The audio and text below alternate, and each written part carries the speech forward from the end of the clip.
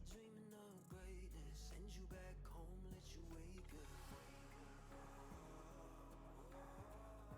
Why would you dare me to do it again?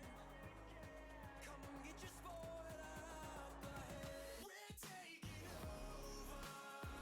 We're taking over. Hey, look at you calling my name. You ought to know by now that we're taking over. We're taking over. Hey, maybe you wonder what your future's gonna be, but I got it all locked up.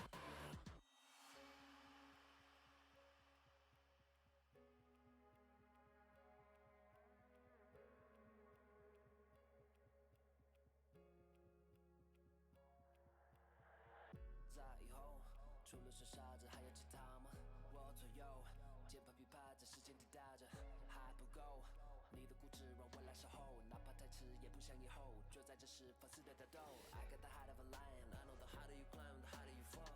I'm at the top of the mountain, too many bodies to count. I've been through it all. I had to weather the storm to get to the level I'm on. That's how the legend was born. All of my enemies already dead. I'm bored, I'm ready for war. They know I'm ready for war. I told them we're taking over.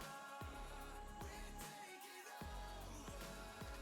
Hey, look at you calling my name. You ought to know by now that we're taking over. We're taking over.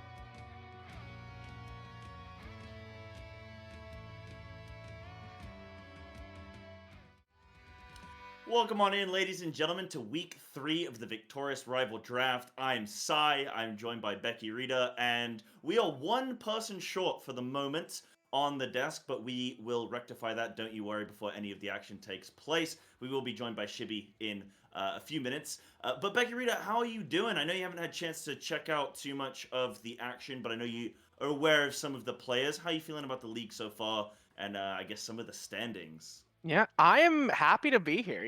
I last split I got to cast quite a bit of the VRD, but working with the production team then, and man, it was a blast. It was always super exciting every week. The players would bring out the weirdest picks you've ever seen, and also the most exciting picks you've ever seen.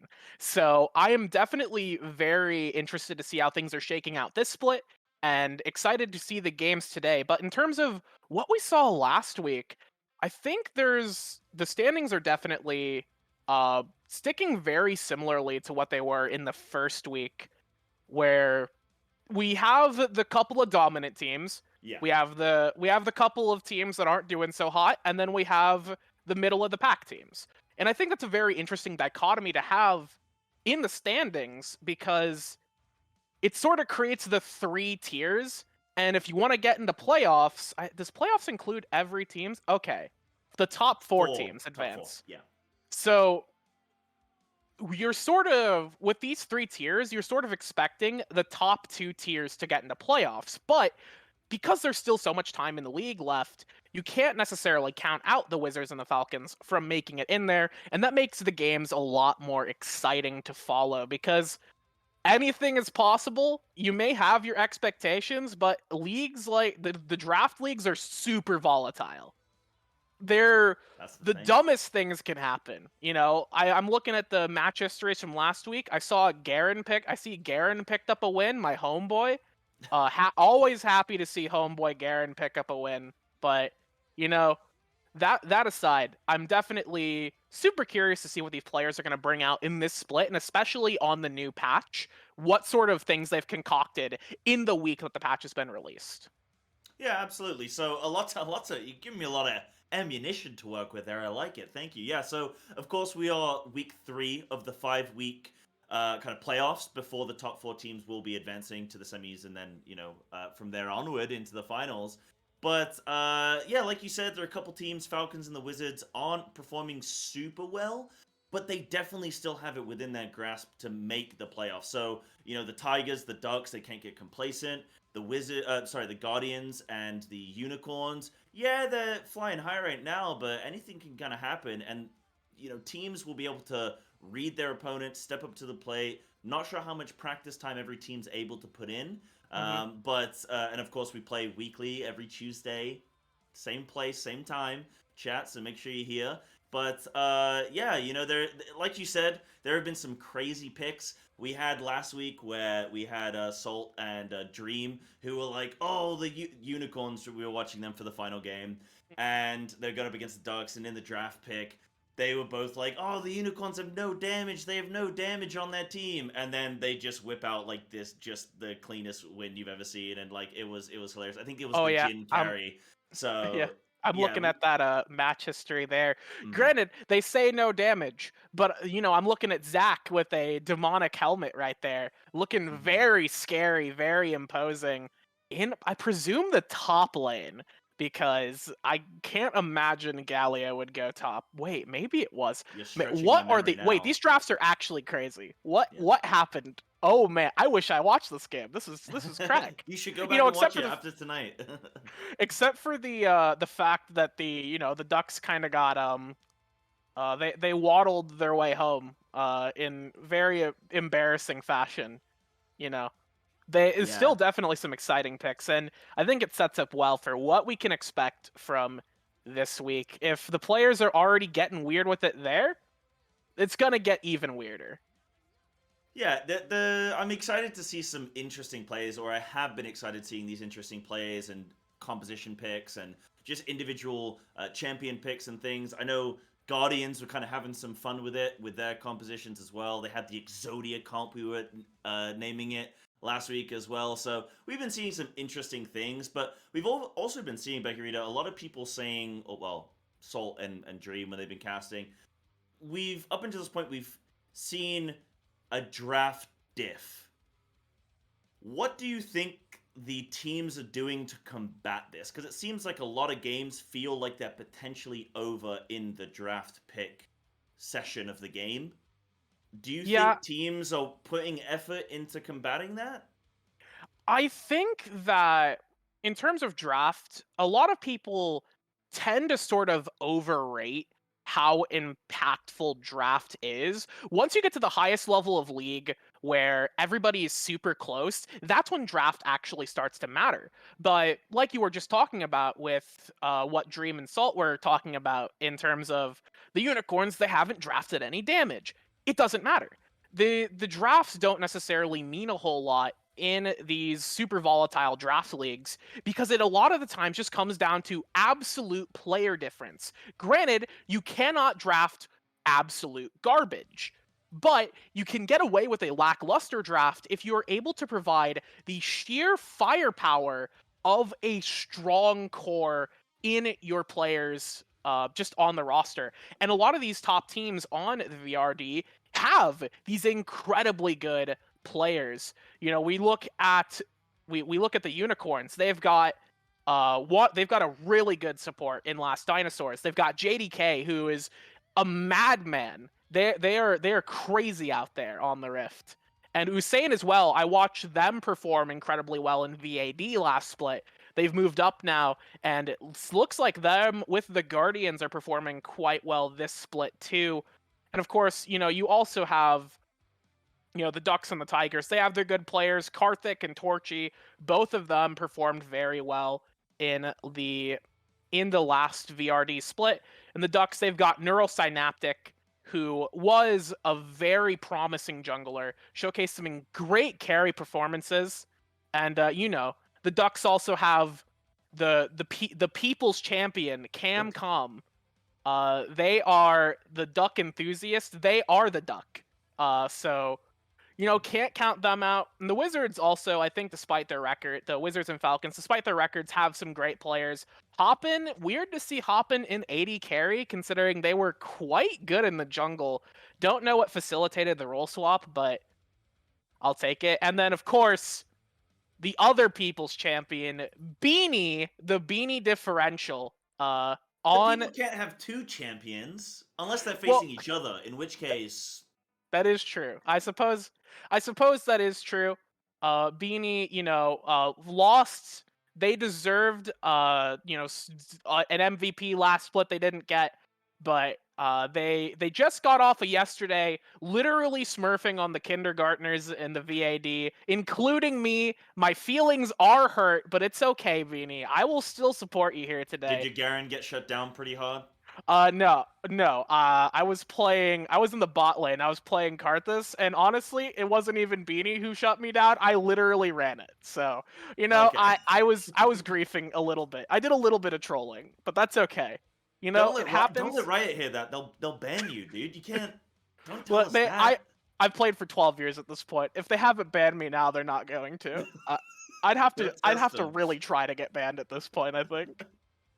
Well, maybe some more Karthus bot lane. Maybe Garen bot lane. Maybe that can get you. I don't know. I feel like Garen bot lane is even just a viable pick at this stage. Yeah, and I think that's actually something interesting to bring up in terms of picks, is that honestly, like, when you think of the top 80 carries right now, you know, you're looking at Vayne Kog'Maw. But I honestly think that there is a world where we see some bruisers picked. Like, granted, we have seen bruisers picked with the Senna in the bot lane, but I could see some more like aggressive bruiser combos in the bot lane. We could see some more mages in bot, which, you know, I like to play that. But I like the mages in bot. A little bit more firepower, a little bit more bang for your buck.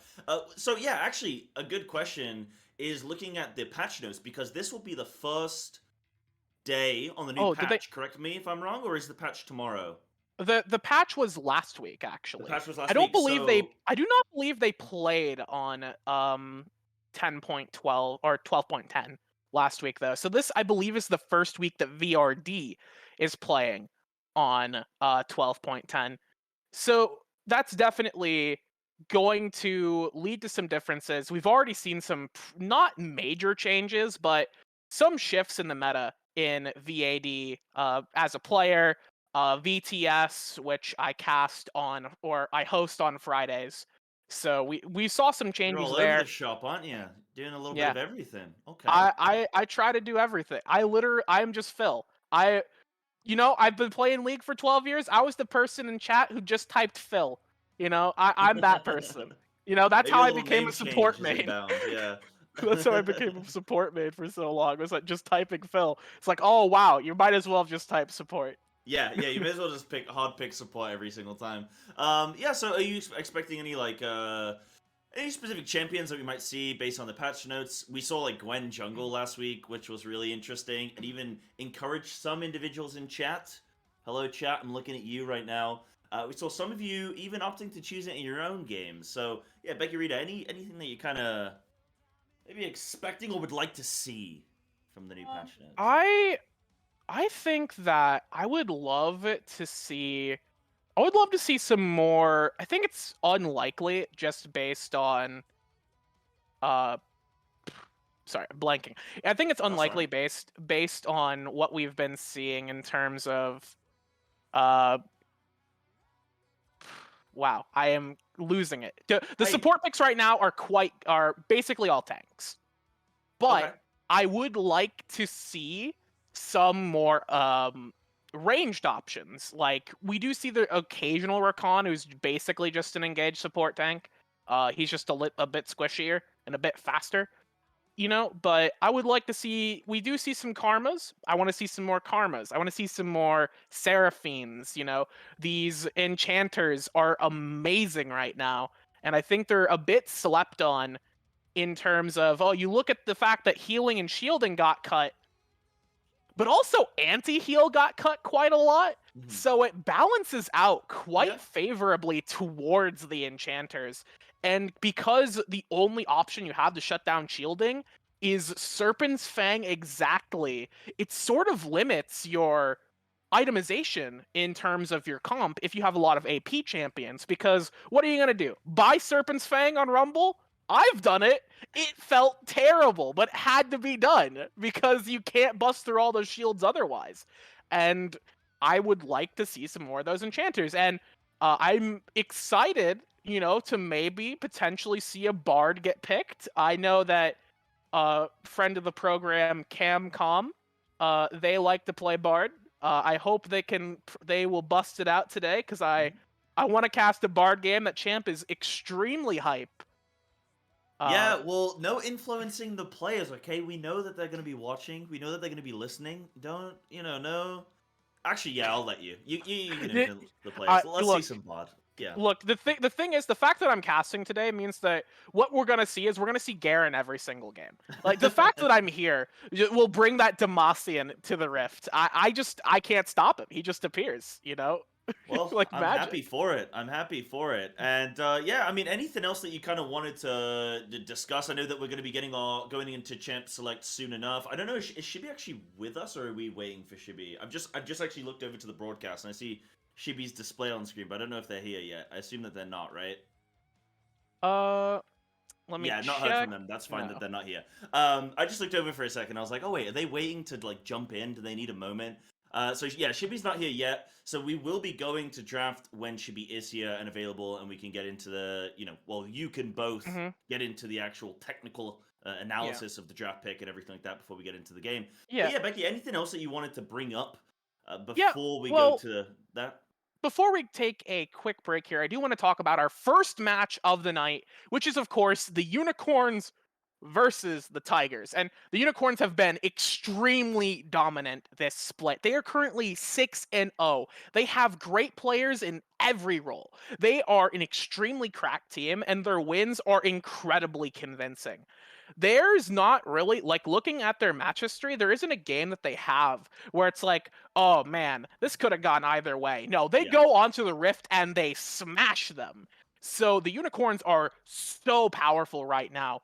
But I do think that the Tigers have some good players. They've had some, iffy results. They have lost to the Ducks in last week. They ended up losing to the Ducks. However, the Tigers have, I'm looking through their Yeah. In their last matchup against the Unicorns, they did lose. However, they have managed to beat actually not a lot of other not a lot of other teams that are actually relevant. They beat the Wizards and the Falcons, Mhm. who everyone has beaten, and the Falcons again. I'm losing hope. I was gonna You try were and hype building up them the up right there. You were like the Tigers.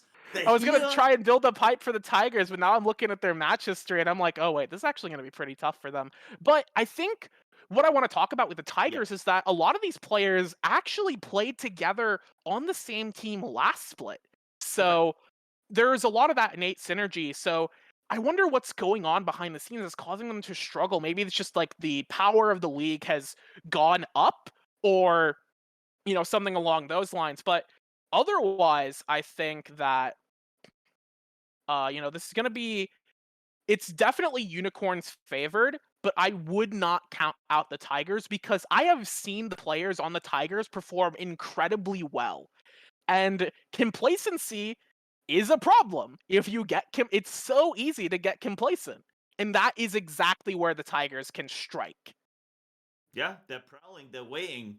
They've been able to, as you say, take down the Falcons a couple times. But yeah, so that's actually something I wanted to discuss. Is I guess basically the format of the tournament and how it sort of operates and how that ends up, or how we end up seeing these results. So a lot of these players, as you said, have played in this league before in previous years, but how do we, and a lot of the all of the teams were picked from coaches who got to kind of have this draft pick mode. They got to see all the players in exhibition for a couple weeks before they then chose how to build and strategize their teams. But what do you think is the reason where we have teams that are 5-1, 6-0, or 0-6, or 1-5? Like, what do you think is a driving factor as to how we have this fluctuation in team results? Honestly, some people just do not have any synergy. Like, Hmm. looking at pulling an example from the VAD, when you look at a team like the Dragons, individually, you see all of these players in a different team. They're playing incredibly well as sort of weak side players who facilitate their team later in the game. But that's their entire team. So Yeah. the fact that that's how the draft shook out for the Dragons means that they are struggling a bit because they're just not gelling together as a unit. In my own experience, I think that I'm not a great player, but my support is a pretty good player. But we have absolutely no synergy in the bot lane, so we always lose. We always lose lane because we are playing two completely different games. See, And I think oh, you that's go, where you no, get go that ahead. Sorry. sort of yeah, I think that's where you get that sort of division between the teams that really excel and the teams that really flounder. Is it takes a lot longer for some teams to come together as a unit, especially if they've never played before. So that could be a lot of the divide here. But I do think that eventually, if these teams do stick together and there aren't a lot of trades going on, that we will start to see the synergy develop.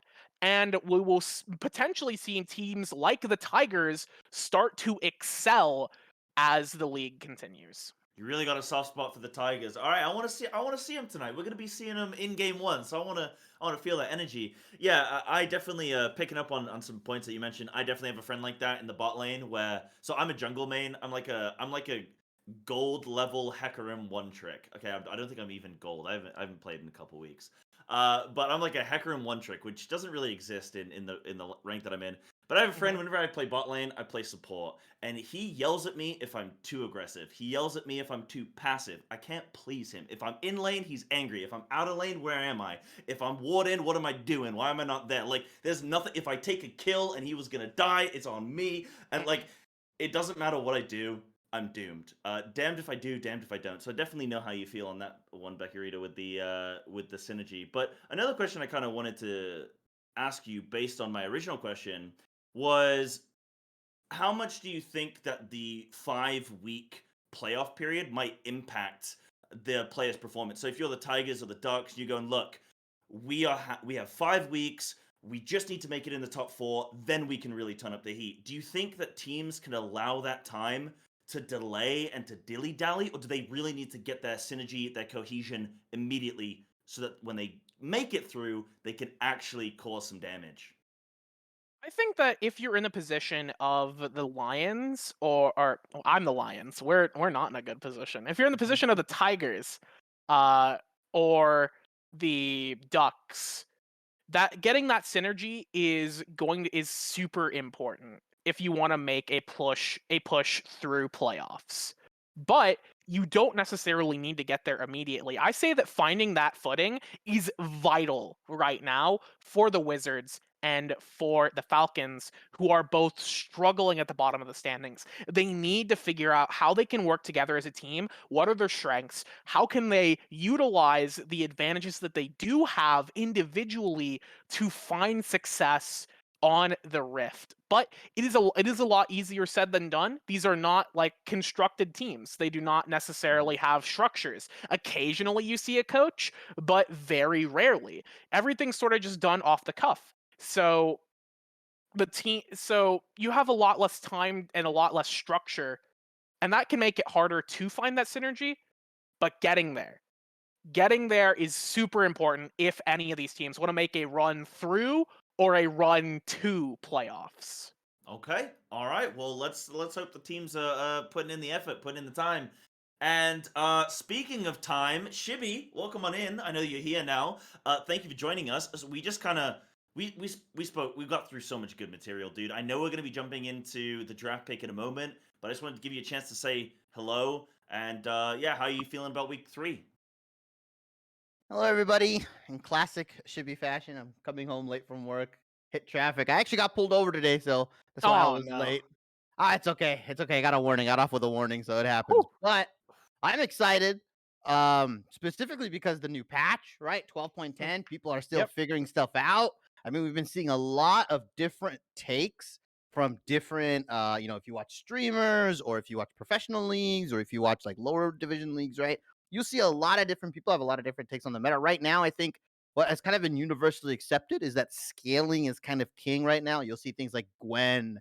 I've seen return of Cog Lulu lanes or the Vayne lanes, that kind of stuff. We're seeing more of, I want to say, traditional League of Legends, right? Where you have like a tank top or a tank jungler, you have scaling ADC, enchanter support, and you have like a control mage scaling mid, right? Assassins are pretty bad right now.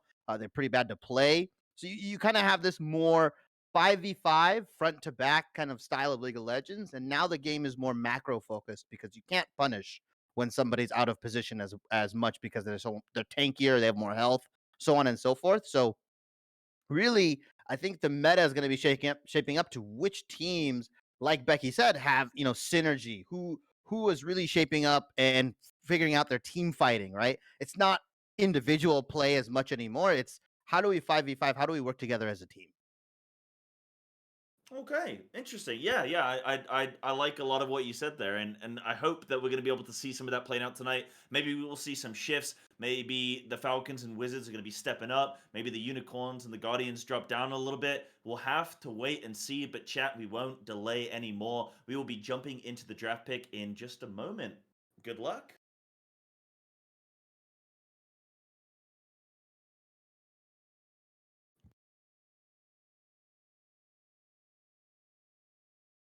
Ooh.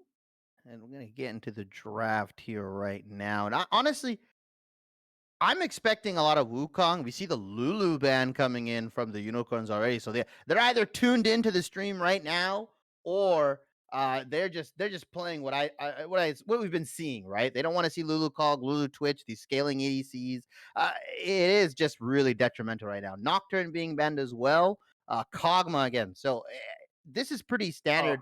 yeah. Becky, but what do you think? What have you been seeing in regards to the meta, and what do you think is going to be banned by these two teams? Zach being I, banned. th- I think that there's a very heavy focus on bot lanes right now because hyper carries are so effective at shredding through these incredibly tanky front lines. You sort of need a really stable bot laner, something like the Kog'Maw, like the Vayne, even like the Twitch, to perform and get you that sort of strength. It's It just really depends. But we see the Seraphine getting picked up by unicorns. I love the Seraphine because it is an incredibly flexible pick.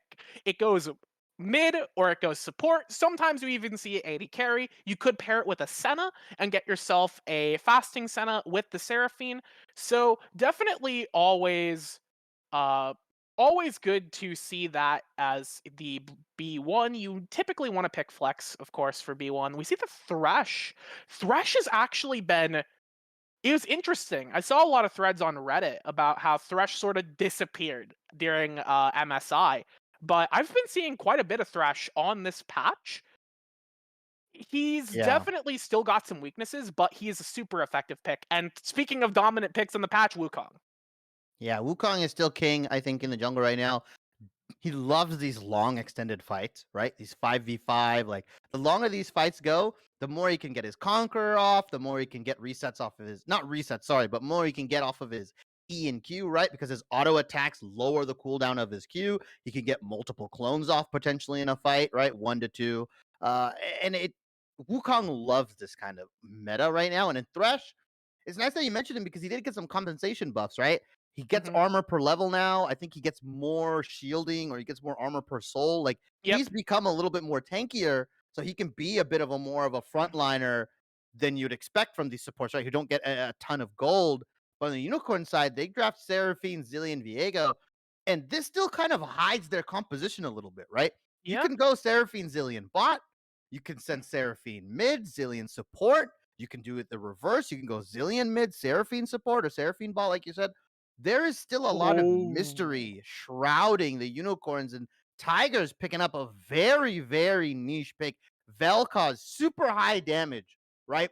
Mhm. Loves these kinds of metas. Again, he just likes to sit back, farm, and he's just gonna pick you off with the WE laser combo, right? Get that true damage going. Really, really, really, really strong against these beefy tanks and these beefy Yeah. frontliners, like you said. And Tiger's opting in to ban the gangplank. So a lot of top lane and jungle bans here so far. Yeah, unfortunately, I don't necessarily know if the Vel'Koz is a great pick into the Unicorns comp right now because the Zillion and the Seraphine can sort of play outside of Vel'Koz's range and maintain their effectiveness. And they're not necessarily those big tanks that you want to see Vel'Koz shredding. Granted, Vel'Koz can one piece them, but if he's going to be standing still, that makes him a prime target for the Seraphine lockdown, for Zillion's lockdown. But looking back at the bans, we see the Tryndamere getting banned away right here. It's sort of that hyper carry AD top laner. He's not as common as he was a couple patches ago, but he is quite a menace. And the Vayne will get banned away from the Tigers. I think that's fair to ban away another hyper carry from the Tigers here because with the Thresh, you sort of telegraphed that you want to look for a hyper carry. The Aphelios is still on the table, but Aphelios is not reliable here. They end up opting for okay, that's Okay. technically a hyper carry, kind of. Not as much as it used to be, but kind of. Yeah, it still can carry, right? Like a 6 item, 5 item Kai'Sa is still very, very good right now. It looks like Unicorns are gonna opt in for the Zillion Jin bot lane if they lock this in. I think it's gonna be Zillion Jin. That's a really cool lane because of the way the interaction works. Oh yeah. You can speed Jin up on his 4th shot. He gets the 4th shot off, leaves, and instead they're just gonna opt in for the Uh Ezreal, okay. who is really strong, I think, right now in terms of Yeah, ADs, right? He's always been yeah, a scaling AD. He just never scaled as hard as like Twitch, Kog'Maw, but he yeah. still can go at 4 items, opt in for a frozen heart or opt in for a tank item and still do a lot of damage. He provides a lot of safety. I mean, now that he's tankier now, even more and the damage is quote unquote less in the game, Mhm. you can play a bit more aggressively on the Ezreal, right? Yeah. Because you have your E out, you can honestly just face tank if you really want to, depending on who you're going for. And I like Ezreal. Ezreal Zillion, an interesting lane. They're gonna have to get a lot of poke off. This Thresh is not gonna have a good time levels 1 through Yeah. 3, but I think Yeah. after that, he can kind of weather the storm. Yeah, the sort of problem with the Ezreal Zillion lane is a lot of their poke is very passive. They don't have any lethal. They don't have any way to push lethal unless they land a ton of poke in sequence. They can sort of poke people out of lane, but that's about it. And the Unicorns drop the hammer with their comp with the Urgot, who is incredibly well facilitated by the Seraphine and by the Zillion. He can make use of the poke coming in from the Ezreal to just finish people off. Meanwhile, the Tigers have opted for an Akali, one of the Zillion counter picks on the table here. Wait a minute. Wait, no, this Yeah, is definitely top lane. This is definitely top lane Akali. Who yeah. am I kidding? They're not a I chance. I Not a do think it chance. is a Kali top lane, but even then, like I said, assassins feel really, really bad to play right now. And I think unless Tiger's top laner just snowballs completely out of control, right? Like in the point where Urgot is 0-5 at the moment, like he 10 minutes in, and Akali already has the mythic, like she's gonna feel the brunt of these 12.10 changes, and a lot of that damage and assassination potential is gonna come off of essentially Vel'Koz and Kai'Sa chipping the unicorns down, and then Akali going for the finish. Right, that's what I think is gonna happen. Yeah. She's not that champion that's gonna 100-0 you anymore. She's more of that champion that's gonna in, throw her shroud down, look to R a low target, and hopefully just kind of execute somebody because of her R, because of what her R, how her R functions. Yeah. On the unicorn side, you have Zillion to save that though, right? It is very, Mhm. I don't know. I think picking the Akali here, I'm guessing they're going to opt into is more of the sustain damage Akali build that I've seen a couple of times where you build a tank mythic and then a bunch of AP items. It's sort of like what we've been seeing with Shyvana, who is pretty gross with the changes. Yeah. Like that champion just kills you. She just kills you. She has a tank mythic and she just kills you. You have to live with it. But I think that's sort of the concept here is what we're going to be seeing with the Akali is less of this, I'm going to one-shot you, because who do you one-shot? You can't really kill Seraphine. You can't really kill Ezreal. And you definitely can't kill Ian the Zillion. So they're definitely the Akali, I think, is a bit of an odd duck here, or I guess an odd tiger, getting picked. But it is something that Torchy, I believe, is pretty comfortable on. So I think it's fine into Urgot. It is a better matchup into Urgot than just like picking a tank and getting shredded. Personally, Yeah. I think that maybe opting if you're gonna opt into some AP, maybe Mordekaiser would have been okay. Instead, he's still available and still quite strong and capable of obliterating people. And I personally think that's pretty decent into the Urgot. Granted, I've not played a lot of that matchup, so can't say that for certain. But overall, I think these are two very interesting drafts. I don't think either has a clear advantage over the other. So I want to know your take. Which of these drafts do you personally favor going into the game? If they can make it out of this early game, right? If they can get to that one item breakpoint for the Seraphine, don't know if she's going to end up going more utility or if she's going to go for the Ludens or maybe the Leandry's build. But if these two support champions end up going more utility focused and they really put a lot of that damage onto the Viego, the Ezreal, and the Urgot, I really like Unicorn's comp. It feels nigh unkillable. You have so many tools to both disengage and you have anti-engage, right? Which is a little bit different. Disengage is essentially like maybe Seraphine. You have the Ezreal E, but you also have anti-engage with the Zillion E, the double bomb, right? You can also stop kill potential, right? You can stop any, wacky like reset potentials with the Kai'Sa, with the W, or the Akali execute. It just feels like unicorns have a better scaling composition with the Ezreal and the Zillion and the Viego. Because once all Viego needs is one kill. And then he can just start tearing through your team. And they have the tools to facilitate this Viego, right? If he gets that reset, oh, you Zillion E him. Oh, you Seraphine W. Give him all the shields and heals and speeds up. And he's going to tear through your team. Meanwhile, you have Urgot going into your backline as well, right? He's a force to be reckoned with. All while that's happening, Ezreal's constantly whittling you down. He's poking you down. He's so hard to lock down. There's just too many things to keep track of for the Tigers to really like say, okay, we can go on this person. We can 5v5. We can front to back, so on and so forth. It just feels like they have to take unfair fights or fights at like really awkward angles for them to really try to dismantle Unicorn's comp. Yeah, I would have to agree with that. I do think that I do favor the Unicorns comp here. How the Tigers are going to look to win this is they're going to need to find the fight of the century. They're going to need to find the craziest Cyclone into the most insane Super Death Laser into the craziest Akali Ultimate. They're going to need everything to go right if they want to start winning these fights. And unfortunately, that sort of, when you're putting yourself on trying to out execute the opponents and they've proven themselves to be better players than you in the past, it just doesn't necessarily sit right in terms of, I don't know, in terms of looking at the draft, because I can see a world where the Tigers comps win, but that's like 1 out of a 6.4 million universes, right? I don't know if that's the one we're living in, so I'm gonna have to also predict the Unicorns here. But with that in mind, we're gonna take a short break while we wait for the spectator delay to go by. Stick around because we will be having tonight's first match between the Unicorns and the Tigers coming at you right after the break.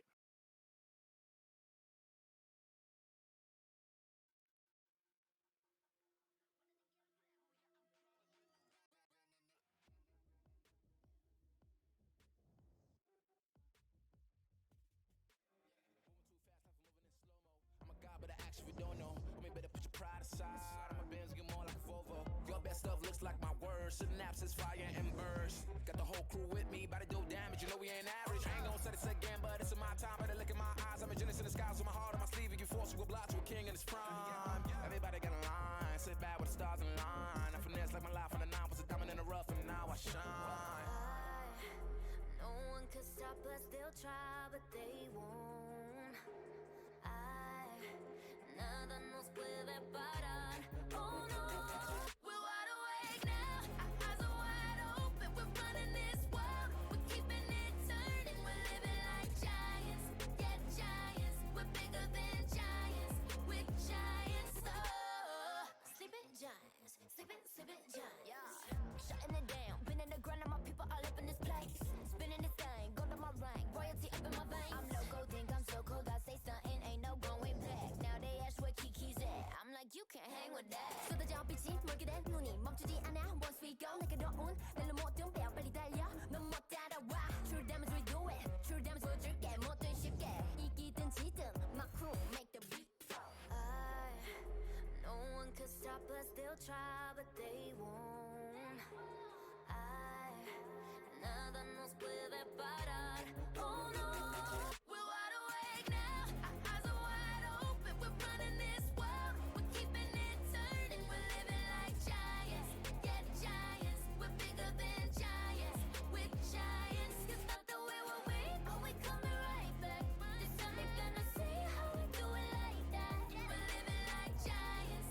Yeah, giants. We're bigger than giants. We're giants. Oh, sleeping giants. Sleeping giants. I keep on shattering time. I might just leave you behind. Homie, you stuck on rewind. You just quit sleeping on mines. You got your back on recline. When I damage your delicate spine, please don't act out, shy and surprise. They be like, what you mean? What is your winning scheme? I got a giant team. Biggest my self-esteem. Run it back, running man. They think they go hard, I'm like, come again. You run at a time and I'm busting in. While you stumbling, I got this blade in my hand for your punishment. We're wide awake now. Our eyes are wide open. We're running this world. We're keeping it turning. We're living like giants. Yeah, giants. We're bigger than giants. We're giants. You thought that we were weak, but we coming right back. This time you're gonna see how we do it like that. We're living like giants. Yeah, giants. We're bigger than giants. We're giants. Oh, sleeping giants. Sleeping giants.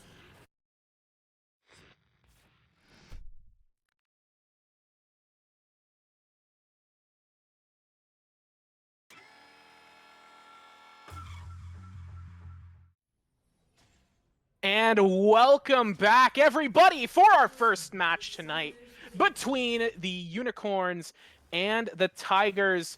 6-0 versus 3-3. Tigers looking to make a push for playoffs and a push into the mid lane right here. Going for, I see this. You see this a lot. I guess it could be the Team Liquid strat, where you walk in mid lane with your hook champion and just try and get flash out. But doesn't necessarily pan out right now. Oh wait, this could be bad.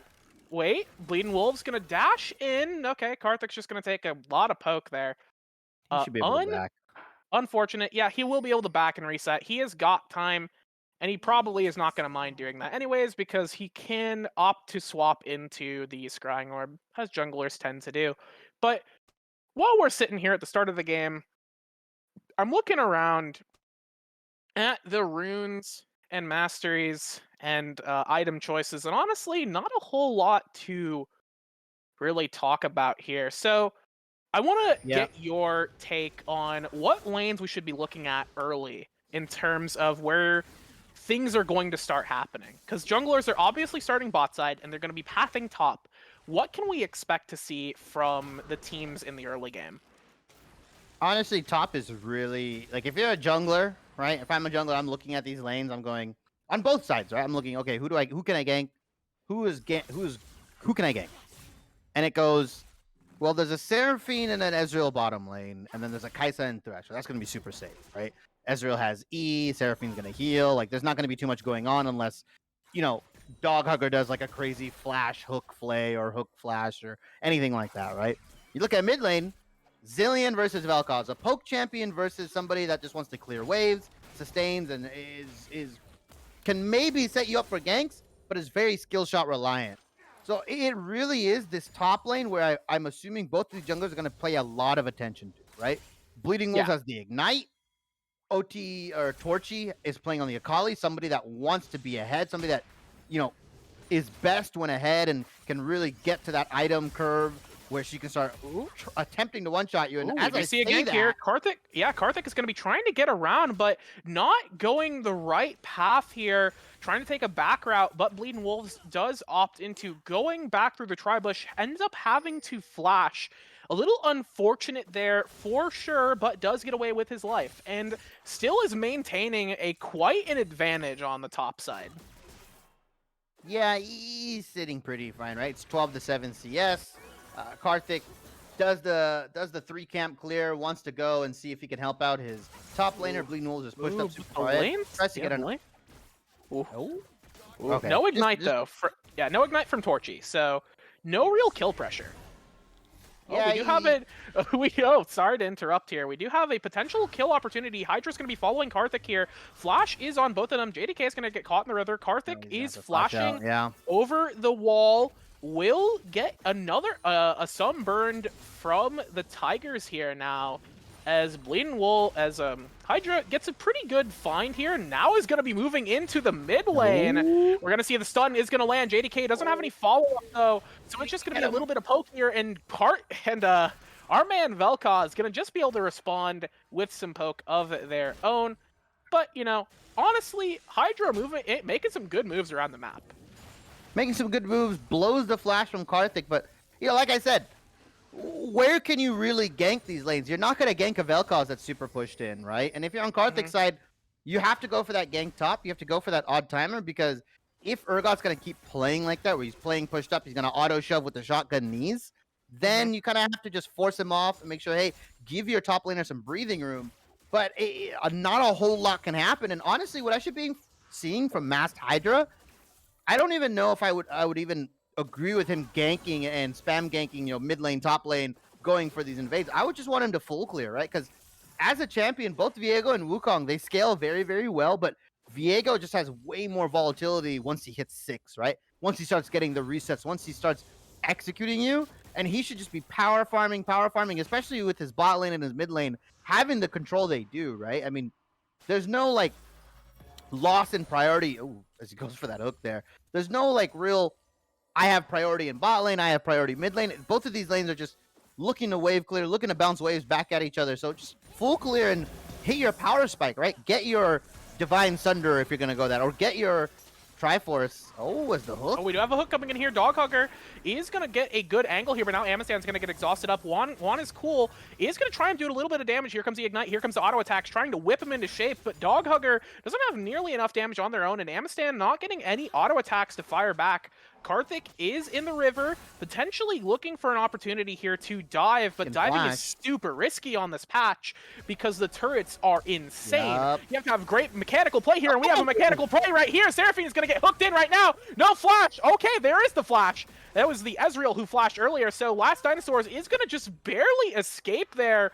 Good movement from Dog Hugger to blow that, and because Dog Hugger has the Hex Flash, that is significantly better for the side of the Tigers than it will be for the Unicorns. Yeah, he kind of messed up on the execution a little bit there, right? Flayed away instead of flaying the Ezreal towards him. I was thinking he was going to go for the flash flay into prediction on the Ezreal, see if he can get the E off and see if he can just predict where he's going to go. Ends up hooking Last Dinosaur anyway and blows her flash. Amistan still has all of their summoners, right? They have heal, they have flash, so they can win any engage or potential all-in that might happen. They could potentially even swing a 3v2 if they're feeling a bit confident.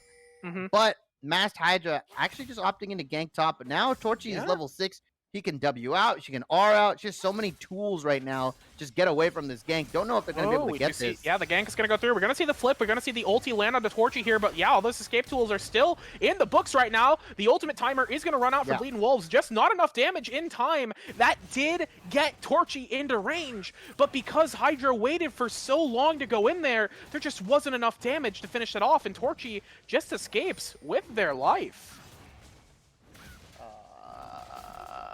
They're gonna lose Dragon here. It is Cloud Dragon here, so it's not the worst thing. You're not getting punished too much. But that puts them on the Dragon stacking, right? 7.5 minutes in. That can result in about what, like a 24-minute soul potentially for the Tigers here, which can be devastating, especially if you are on the composition of Tigers where you're forcing Unicorns to come into you front to back, and you're forcing them to come into a Wukong. You're forcing them to come into a Vel'Koz here. They have a lot of objective control if Tigers are there first, and they could force the issue or essentially press the issue onto the Unicorns here on these objectives. They start stacking these dragons and getting close to maybe potentially an Infernal Soul or even a Hextech Soul here, as we see the Mountain Dragon going to be pulled up. So probably not a Mountain Soul. Two of the strongest souls potentially up for grabs here once this Mountain Dragon goes down. Yeah, and Bleeding Wolves, we're looking at the top, or at least I'm looking at the top lane here.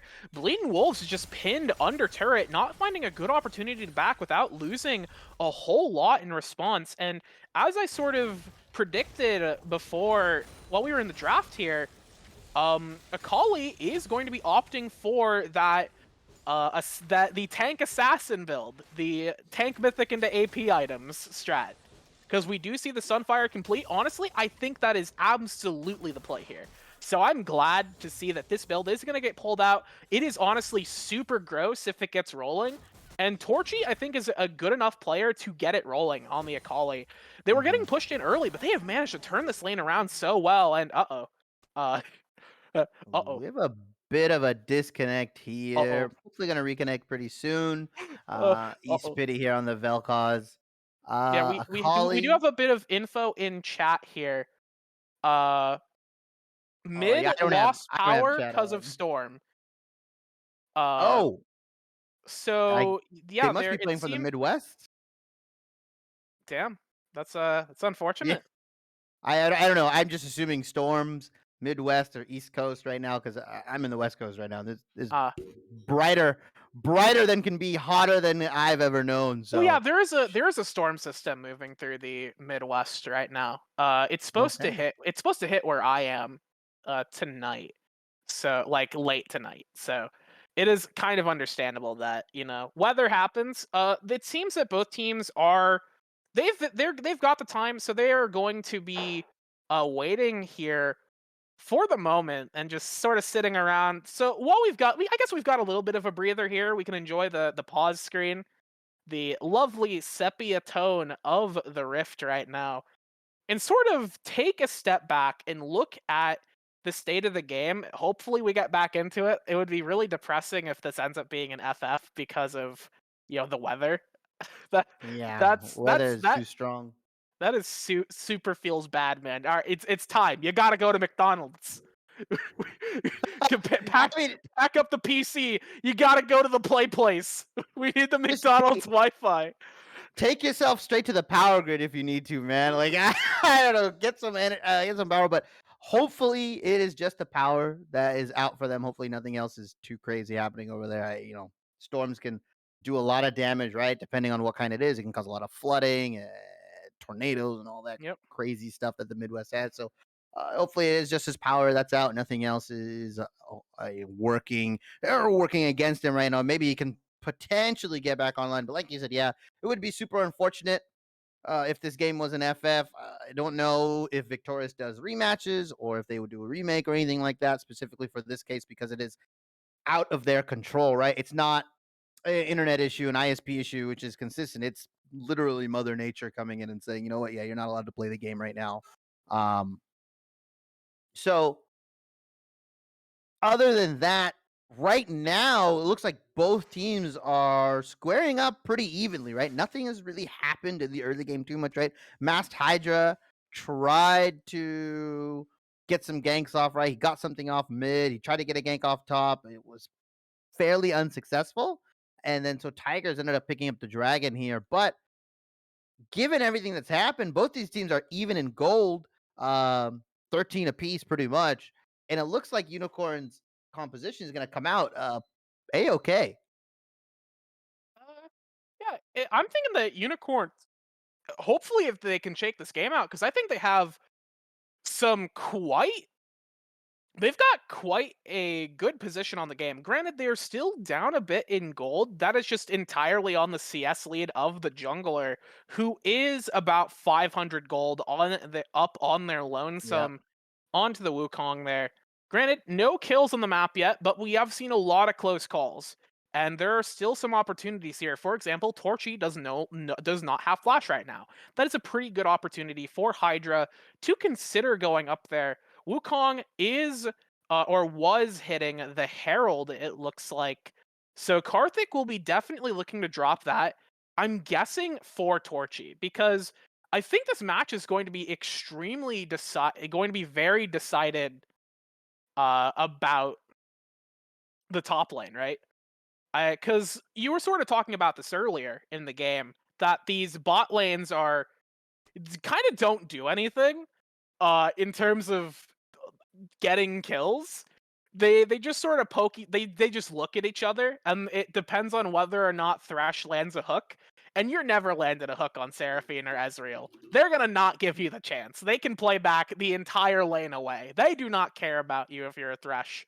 So the top lane is what we've seen so far has been a huge focus for both teams.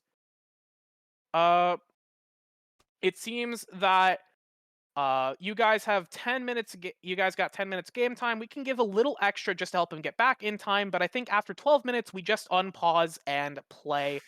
JDK said that in chat at some point during the game. So hopefully they can get this issue resolved soon. At the very least, we are going to see the game play out. I think they are going to opt for a 4v5 if they can't get Pity back in, which will be sad. Okay. Our Oh, mid just messaged, said he's going to drive to friend's house to continue game ETA 10 minutes. Well, okay. that We at have least 10 minutes. that at least gives us a timer. I think before we could probably throw it to break. Do you have anything you Yeah. want to say about the game state before we take a break? An unfortunate technical Yeah. delay. Yeah, I think I said my piece right now, right? Unicorns are where they need to be. Everything is going according to plan for them, right? Not too much volatility going on. You're scaling with the Ezreal and the Viego, like you said. You have your utility mids or your your utility champions in the case of Seraphine and Zillion on course for their mythics. And I just think, regardless of kind of what happens in that top lane, the CS leads across the board, like you said, right? With Viego, and he's just scaling, and he's going to become a menace, right? Everybody's tick 6 now, right? Everybody's level 6. The big team fight's most likely going to happen at this next dragon. I know we see Karthik on that Herald there, and unless Viego and Urgot, sniff something out or they smell something, they're probably not going to get to that Herald, or they might get to it as it dies. But other than that, yeah, it's just we have a technical delay. We're gonna go to a break. It is what it is. Yeah. So for the time being, we will keep you updated in the chat with the new information that we know when we know it. But for the time being, we're going to take a short break. When we come back, we will be back in, and hopefully these players will have resolved their issues, and we can get back into the League of Legends action. So go ahead, take a walk. Step outside for a bit if the weather's good. Enjoy the evening air if you're on the West Coast right now, or the East Coast. Yeah, the East Coast, not the West Coast. But yeah, go ahead and take that break, get some water, and you can come back, and we will hopefully have League of Legends back going for you whenever that is. Just whenever that is.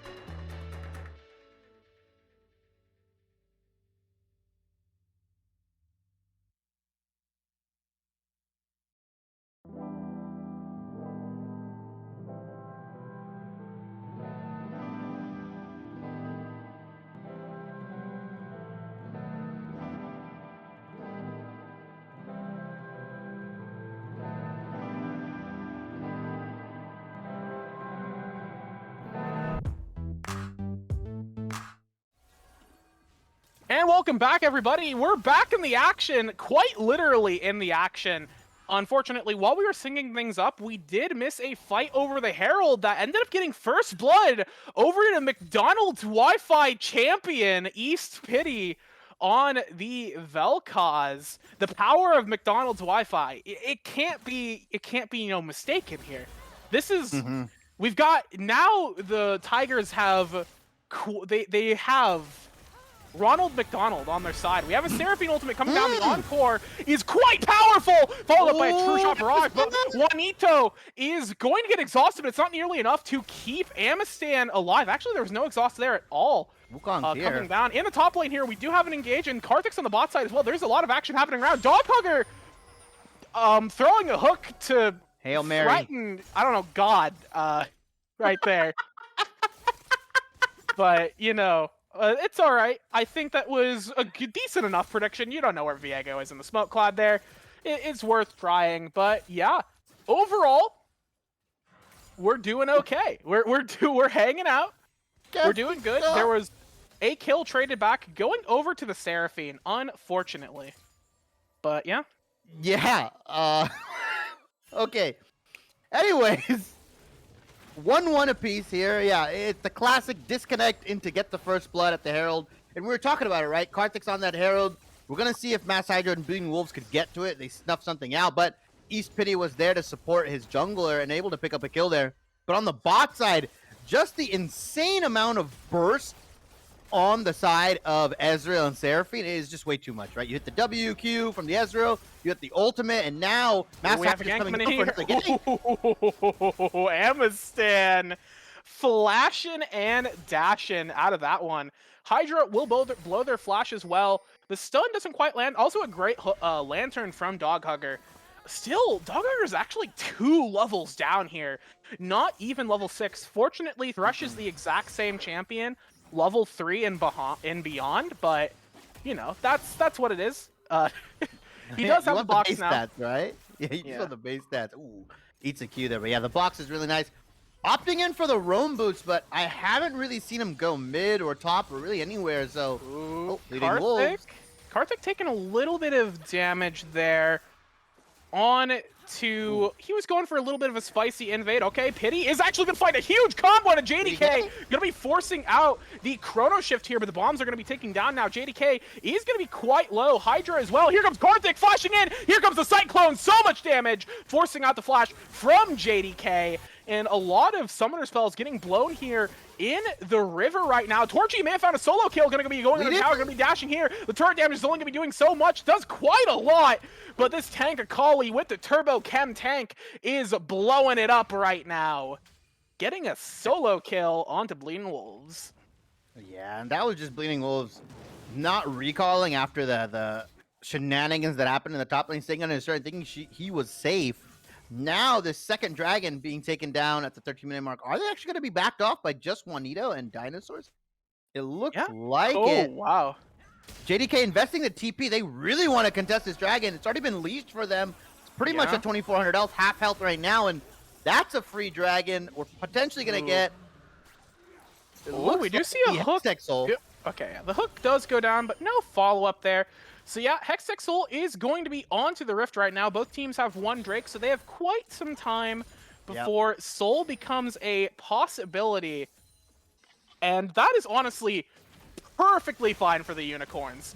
Delay that soul point as much as possible. Karthik going in for a little bit of damage, getting slowed under turret right there. Oh my god, that taking a million damage. We do have Viego waiting in the wings, but Hydra is not going to necessarily get a whole lot done there. Bleeding Wolf's going to dash in, going to be missing Torchy here, but there is a very sizable wave getting thinned out. Bleeding Wolves staying in shotgun stance, holding his ground and keeping Torchy back. So pretty decent here. Another combo here. The Chrono Shift is going to get blown, but there's no lethal chance here from the Vel'Koz, but blowing that cooldown is going to be very important. Gives you a window of opportunity to do something here. And while I'm talking about that, Torchy is going to take quite a bad trade. The damage is going to come out. Oh, here comes the fear from death. The death from beyond, whatever this ability is called.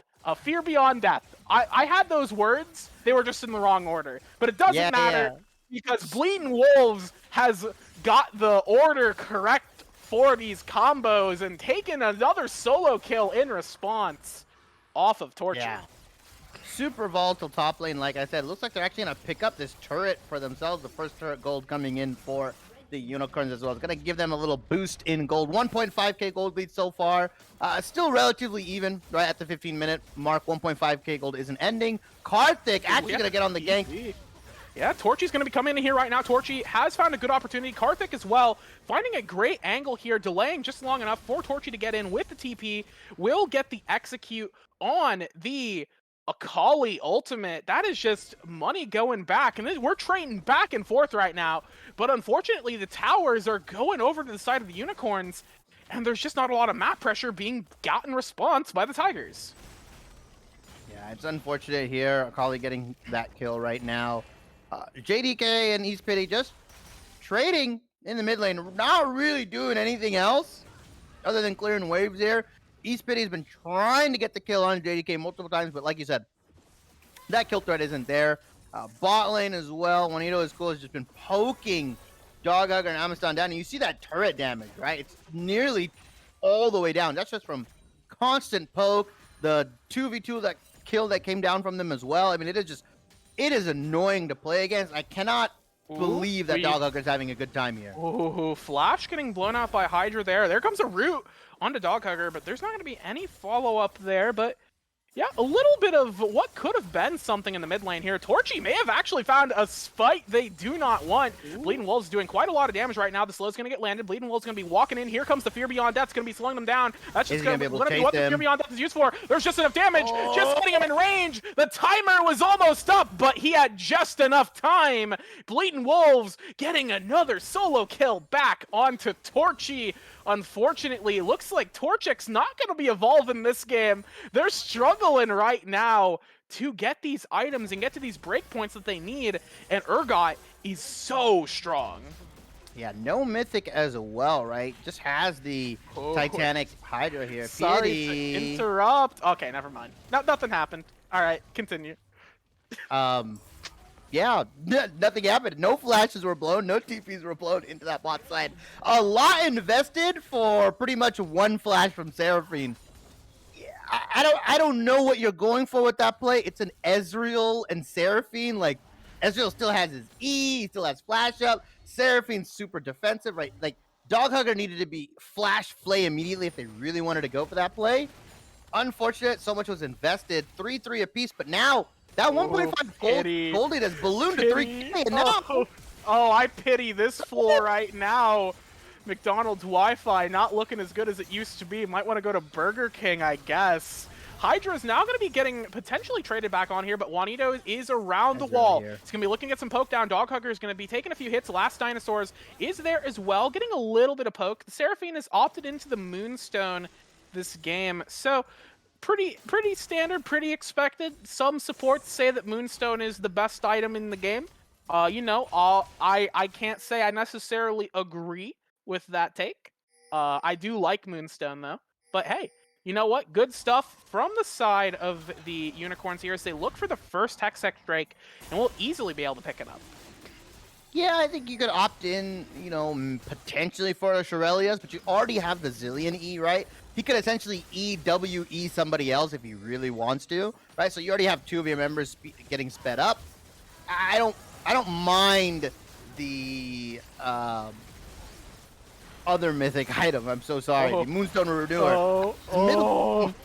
So much poke damage misses on to Doghugger. Unfortunately, not enough getting landed there. The Fear Beyond Death did go wide, which is very tragic, but good enough to just force Doghugger back and secure that turret, and now they can easily move up to the Herald, which they're gonna just secure right here. And while we were thinking that the Tigers were in a pretty good position 10 minutes ago, they've already started to fall behind, and their comp is gonna get no opportunities to get back in the game. Yeah, it's 5,000 gold down at the 20-minute mark, right? Unicorns have double utility champions. They have the Seraphine. Zillion has Everfrost. So even if Wukong jumps in or Akali jumps in, you can get Everfrosted into slowed, into double stunned or double bombed. They just have so many tools, like I said, to disengage and you know, stop the execution from Akali and stop the essentially burst potential coming out from the Akali Kaisa and Wukong here. It's gonna be up to East Pity to start laying into this team with the true damage, right? If you can get like the EWQ combo into R and just burst somebody out super quickly, that's maybe their best bet. But fighting front to back against the Unicorns team now, I just think you'll opting in for a loss if you do that. Yeah, it's going to be so hard for the side of the Tigers here to really look for a whole lot because their kill pressure is severely reduced by the existence of the Seraphine and the Zillion.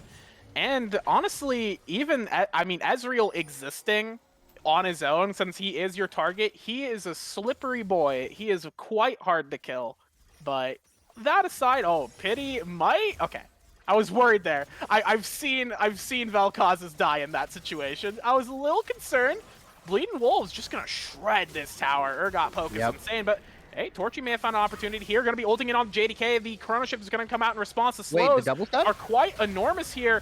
Herald's gonna get dropped in mid lane. Cyclone's gonna go down. Mass Hydra is taking a little bit of damage, but not nearly enough. The Encore is gonna come out in response. And Amazon's taking a million damage of poke. The Flame will pull him back. Hydra not gonna be able to get in for enough damage onto Amistan. So many summoners are blown. Amistan barely able to stay safe there. Good movement from Doghugger to peel off of the carry there. It's exactly what you want to see, but Juanito's getting some poke over the wall. Pity is in a terrible spot right now. Got 4 people on him. The root barely doesn't land.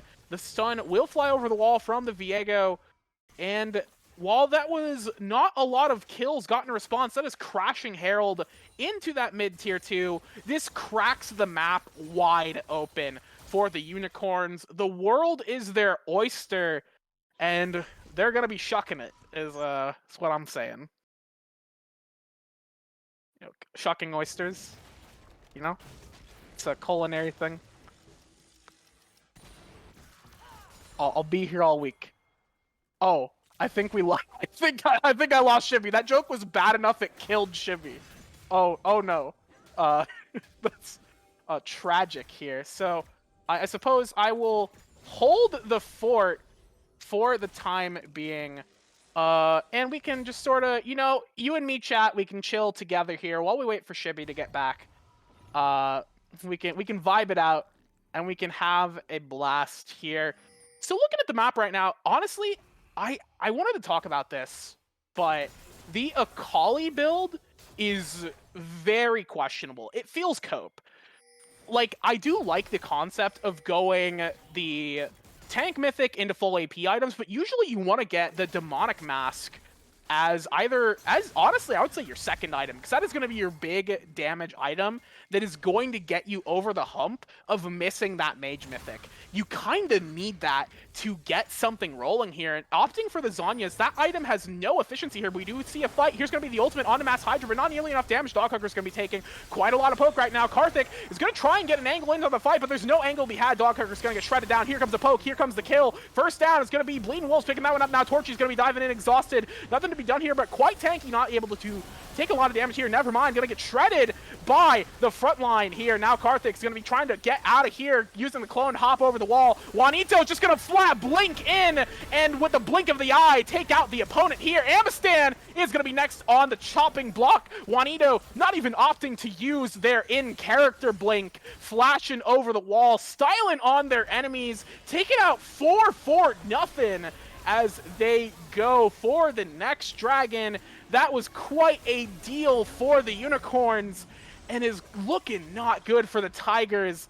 They're showing their stripes. The Tigers are showing their stripes. They showed their stripes early game, and unfortunately, not very impressed is the result here. But there's still plenty of game left to be played. Bleeding Wolves is going to opt in for a very good pullback here, flipping Karthik over and flipping this game into the garbage bin right now. This Urgot is so insane. The 0 mythic Urgot is honestly quite good.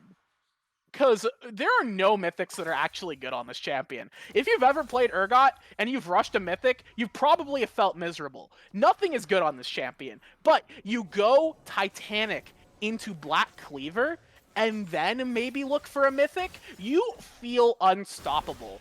I would say if this was last patch or a couple patches ago, you would probably see the Hull Breaker here, but that's not going to be necessary. The Dragon will be started up by the Unicorns right now. They're going to get a little bit of zoning, a little bit of poke. Bleeding Wolves taking the hook right there. The jungler is nowhere nearby. There's not even a steal attempt possible unless Pity can get something done here. Torch is going to be going over the wall, trying to get some damage down here, but there's nothing to be done. Their targets are too tanky. Here comes the Chrono Shift. Torchy is going golden, but going down in response right there. Now the poke's going to go down. Cards is going to try and do what they can, but no Cyclone is up. They're going to be fighting desperately here. Amistan, another desperation play.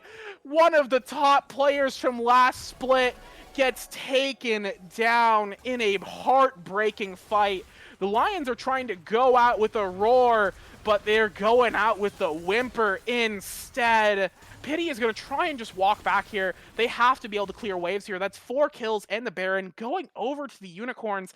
Incredibly tragic for the team overall. And Bleeding Wolves making Tigers bleed is more like what this person is doing right now.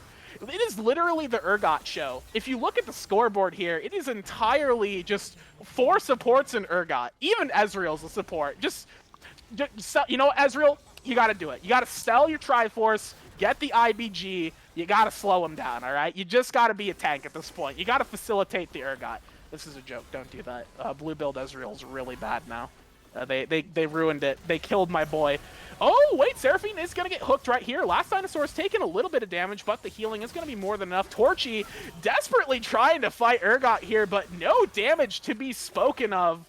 Doghucker is going to fire a hook, it's going to go wide. Here comes Mass Hydra, is going to be landed a stun perfectly. The Encore is going to follow up. That's going to be an easy CC combo, blowing out the stop block. But you're just going to be looking good before you die. Looking gold right there. Torch is going to try and get engaged, but here comes the slows. The Zillion is so crushing right now. You think you can do anything, but there's nothing you can do. Karthik is actually going to find a kill on the back there. Going to get the clone to hop out, but here comes Juanito doing so much damage. Heal from Amisan is going to barely keep them alive. They're on the last wings. They're going to try and make something happen, but the stun's going to come down. The Zillion bombs are too good. Now Hydra is going to be a little bit in danger here. Torch is going to go down. Bleeding Wolves taking out 2 people with the shotgun knees. Pow, pow, bang, bang. Your Nexus is going down. Bang, bang. They hit the ground. Bang, bang. Unicorn shot Tigers down and go 7-0 after the first game of the week.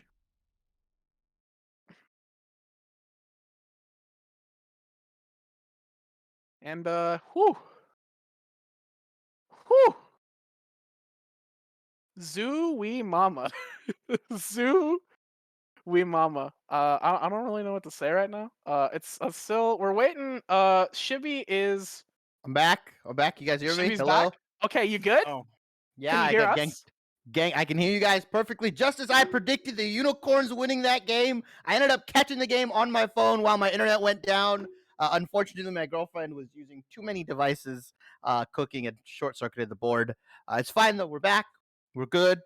I didn't miss anything too important, it looks like, because the Bleeding Wolves on the back of Bleeding Wolves, the Unicorns win the game here. 22,000 damage coming out from the Urgot, 8-2-5 scoreline as well. And what looked like a good early game from the Tigers, where they got the disconnect and then into the kill on that Herald, they looked like they were gearing up to potentially upset the Unicorns, but Unicorns stabilized. They played to their comp strengths. I mean, it was just really hard for Tigers to find a window to win because it was just so narrow, right? They only had a very small sliver of time to really push their lead, stack the dragons potentially or get picks off. But Unicorn stabilized and they were just able to, I wouldn't say clutch it out, but just play to their comp strength. The Unicorns absolutely just played it to their strengths, and I honestly felt in draft that the Urgot was going to be the linchpin of the comp here, because their entire team just sort of enables this Urgot to go ham. They put all the chips onto Bleeding Wolves, and Bleeding Wolves delivered.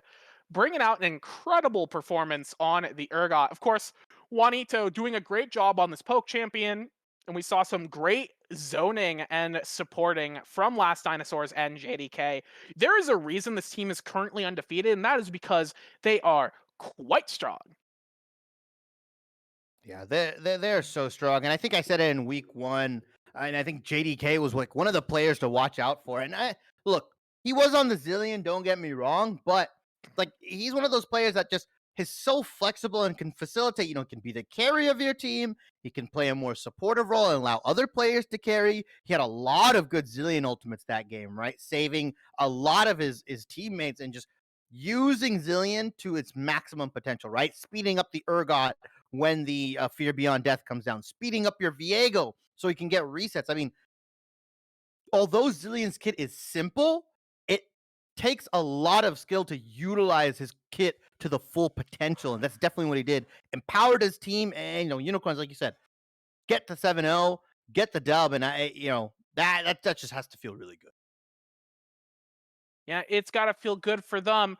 But for the time being, we'll go ahead and take a quick break, get your camera fixed up and get you back onto the desk. When we come back, we'll be in the pre-game for the next match between Ducks versus the Gladiators. Stick around, you're not going to want to miss it.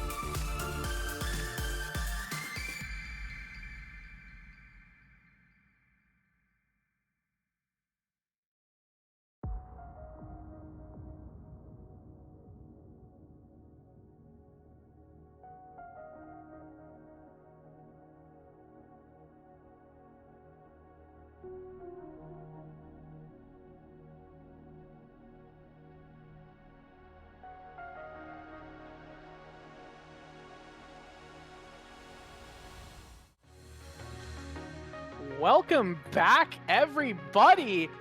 Unfortunately, we're not going to be going to the desk quite yet because the players are ready to hop into drafts, so we are just going to get that started. There were some delays with the last game, so to keep the show rolling, we're going to be hopping in the draft. Whenever they are ready, all right, we're seeing the first bans getting slammed down.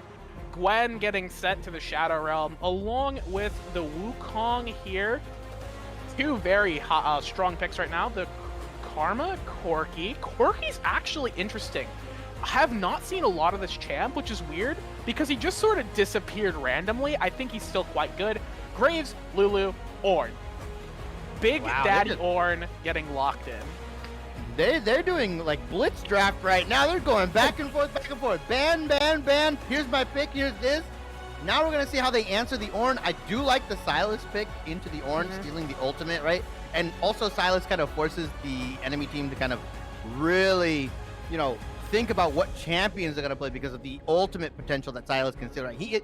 He doesn't just steal your ultimate. He takes it, makes it better, and makes it do more damage. He just is a better version of you when he uses it, which can be really disgusting, especially if you can combo it with his own abilities as well. Yeah. Sylas Leona being taken here. No TF ban, as we've seen TF kind of like a pick with Sylas, or Sylas picked into TF. Actually, okay, we're sort of jumping around picks here. I think we're going to be landing on the. You're going to pick a champion? Is this okay? Viego. Okay. This is probably a real Viego. I'll keep an eye on the chat to see if this is real or not. But the Viego. Okay, never mind. It is J4. Cool. this Viego you have been lied to. This is actually J4, who is actually LeBlanc. So it's all right. Well, actually keep up. Yeah, just keep up with the lore here. So. Yeah, J4 is there. I think that's fine. Honestly, I would rather blind a different jungler than J4. Wait, considering the junglers that are on the table, we're really going J4 Zinza? What patch is this? Huh? Oh, we're in patch Wait a minute. 12.5 or something. J4 Zinzao here, going for that early game aggression, not going for the scaling junglers. Viego's up. You just like Echo. You have so many. Fiddlesticks, like there's so many cool champions you can pick right now as a jungler. Zac is up, right? If you want to get that early gank pressure.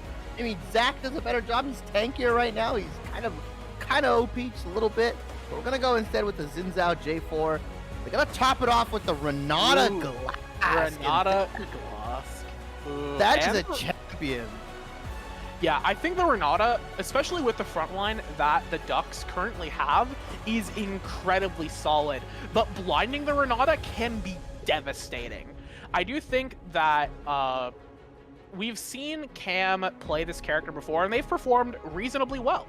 So I think this is a fine pickup, and I do really like the Renata, but is going to be determined. The success of this champion is very much determined by how the rest of the draft shakes out. And I think Nautilus is a fantastic pick into the Renata because her biggest weakness is the fact that she's an enchanter. She's unbelievably squishy, and she doesn't have the same self-peel tools that you get on something like, say, Soraka or Nami or these other enchanters. She has her hook.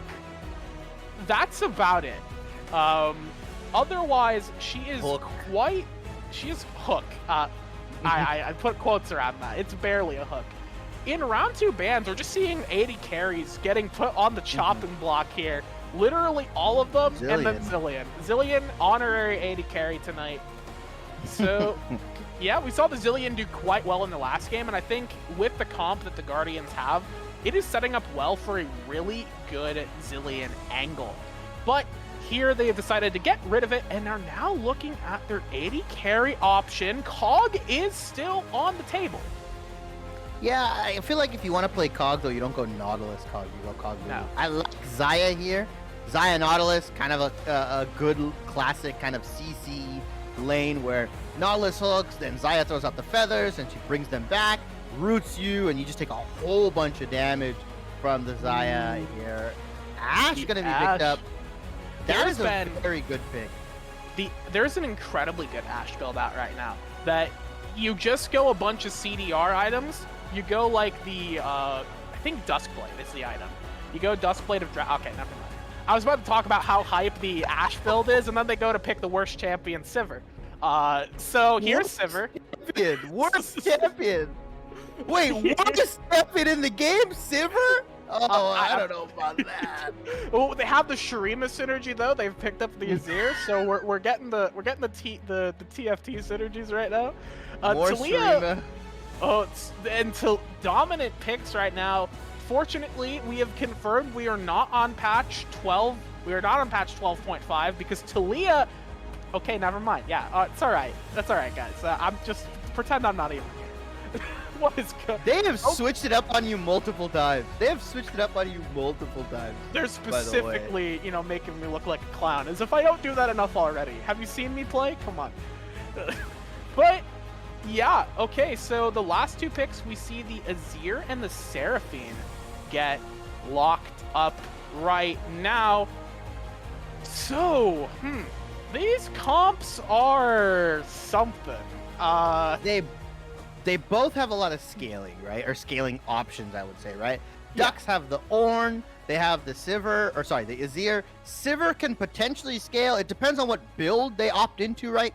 They can go for that Dustblade Manamune build, or they can go for the more traditional kind of crit build, right? Where you can go Gale Force, or you could even go Shield Bow into Rapid Fire Cannon or Phantom Dancer into IE, get the 60% crit, the 3-item 60% crit, which she can do a lot of damage with because of her W and can tear through team fights.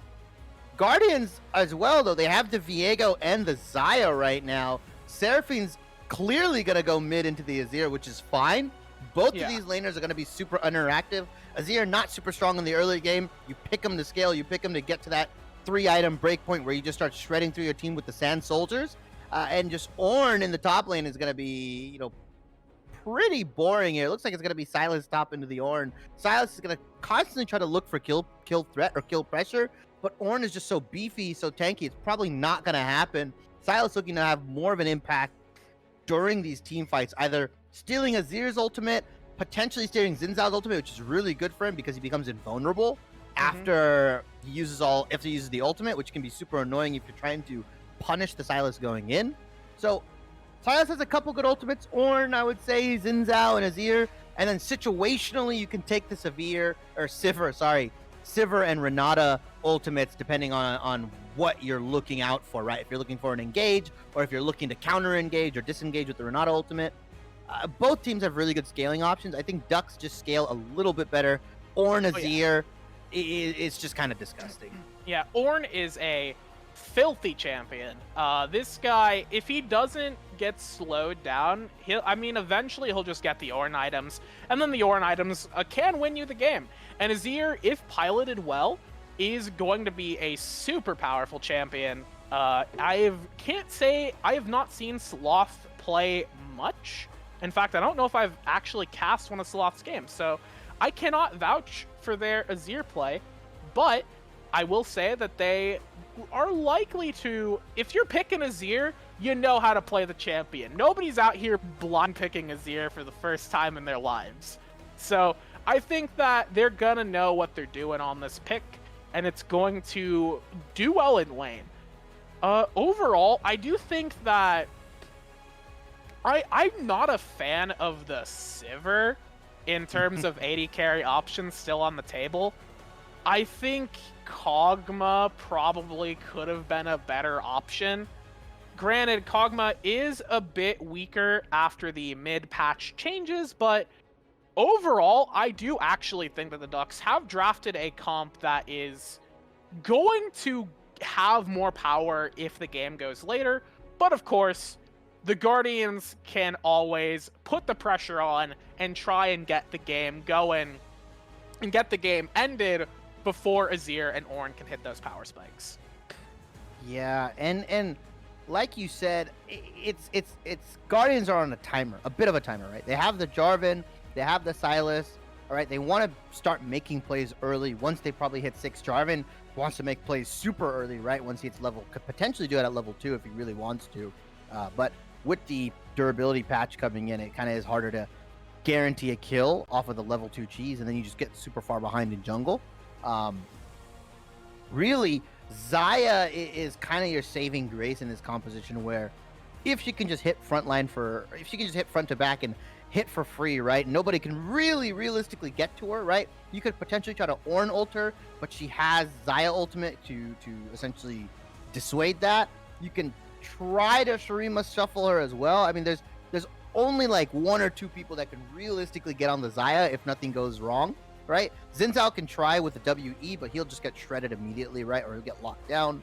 So Guardians do have a small window, I would say, in the early game to really start putting pedal to the metal and just start accelerating the pace of the game to a point where Ducks have to start responding to things when they're not at their item breakpoints, when they're not necessarily comfortable in really going to objectives or going to early Herald or going to early Dragon, where the early damage coming out from the Guardians and the Silas, the Jarvan, this can really swing these early fights and give you like a 1.5, 2K gold lead at like the 10-minute mark. Yeah, that is going to be the plan. For the time being here, we have... Actually, the spectator delay is going to be over pretty quickly. I think, unfortunately, we might have to just go back to a break because of how soon the game's going to start. So, We're actually taking it to the desk, correct? Okay. Yeah, we can... Well, I guess we can throw it over the desk. I can jump in for a moment. Yeah, let's get Sai's opinion. Let's get Sai's take. Can we get Sai's take? All right. We can throw it over. Hot take. Yeah, I got a couple things. So looking at that draft, I know you guys are focusing a lot on the Sivir and the inefficiencies of that champion, but last game we saw Bleeding Wolves on the Urgot that was actually able to crack open the top lane. So could we be seeing Ornn as the potential for the Ducks to win this game, as we saw in the last round? I think Ornn is just gonna do Ornn things, right? Like as simple as that statement sounds, he's gonna farm up. He's gonna be consistent. He's gonna be a rock in the top lane. If he gets a gank, all right, cool, perfect. If he doesn't get a gank, all right, whatever. I have ornaments coming up. I can scale. It's fine. I think where we really need to look at is most likely the bottom lane, right? Sivir Renata can try to set up Xin Zhao really, really well with these ganks. Azir's not going to be able to do that until he hits level 6. Same thing with Ornn. So this early aggression or these early game, jungler ganks that should be coming out, specifically from Xin Zhao, I'm assuming should be targeted towards the bot lane because you just don't have a lot of kill threat with the an Azir in the mid lane or in the top lane unless Kuma or No Attack are just playing completely out of position. Okay. Right. Well, I think I don't want to waste too much time on the desk, so what I'm going to do is I'm going to jump to quickfire round. Becky Rita, coming to you first. What is your prediction for this game? Who do you think takes it? Based on so far, we just know the draft, and that Guardians have only dropped one map so far as we know, or one game so far as we know. All right, so using my logic brain, I would always say that the Guardians just are going to win this one. But using my heart brain, the brain that sees, boom, Ornn, the big man, boom, Sivir, the Blade Queen, boom, Renata Glosk, bringing in the heat, the spice. I gotta give it to the Ducks, because they're bringing out something interesting today, Quack, and I quack. want to see them succeed. All right. Well, Shibby, what about you, my friend? Is it 2-0 for the Ducks, or you got a little Guardian soft spot?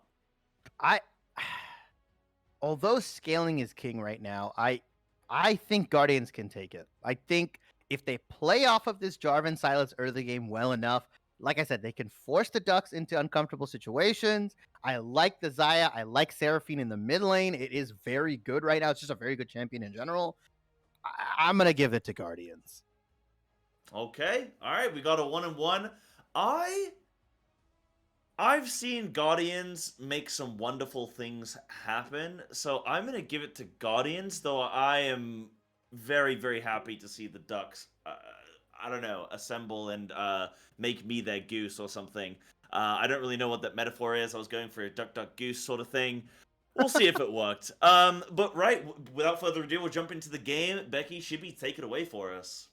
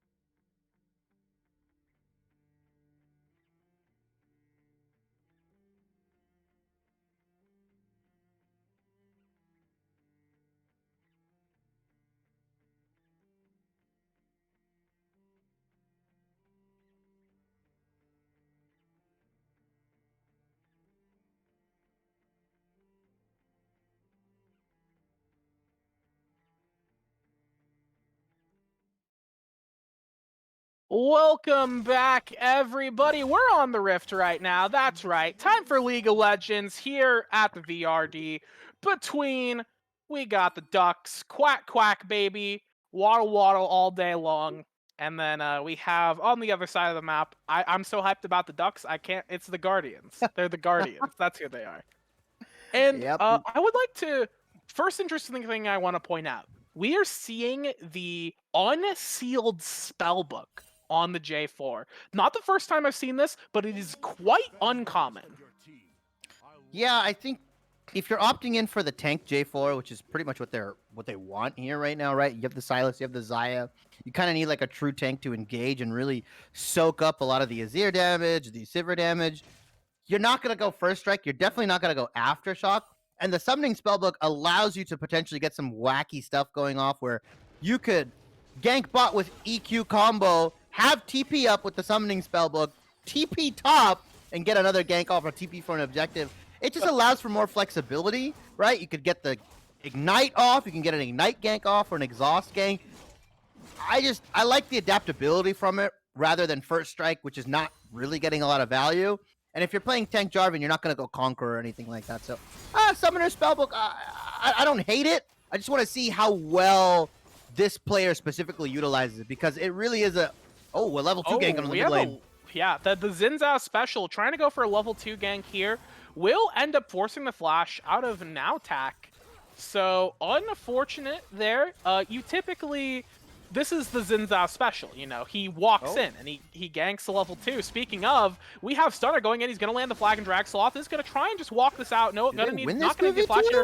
Krunkosaurus taking quite a lot of damage. One more auto attack. Here comes the flash from Stunner, putting on a stunning performance to take down First Blood for the side of the Guardians. In the top lane, we do have a bit of a trade. KL Paul taking so much damage, but is going to live right now. On the bot lane, we have a hook coming down. Camcom, they're going to be in trouble right here. Peekaboo is going to try and fight back. Here comes the Spell Shield just for moral support right now. Decorum's taking quite a lot of damage there, being forced to flash right out now to dodge the Boomerang Blade.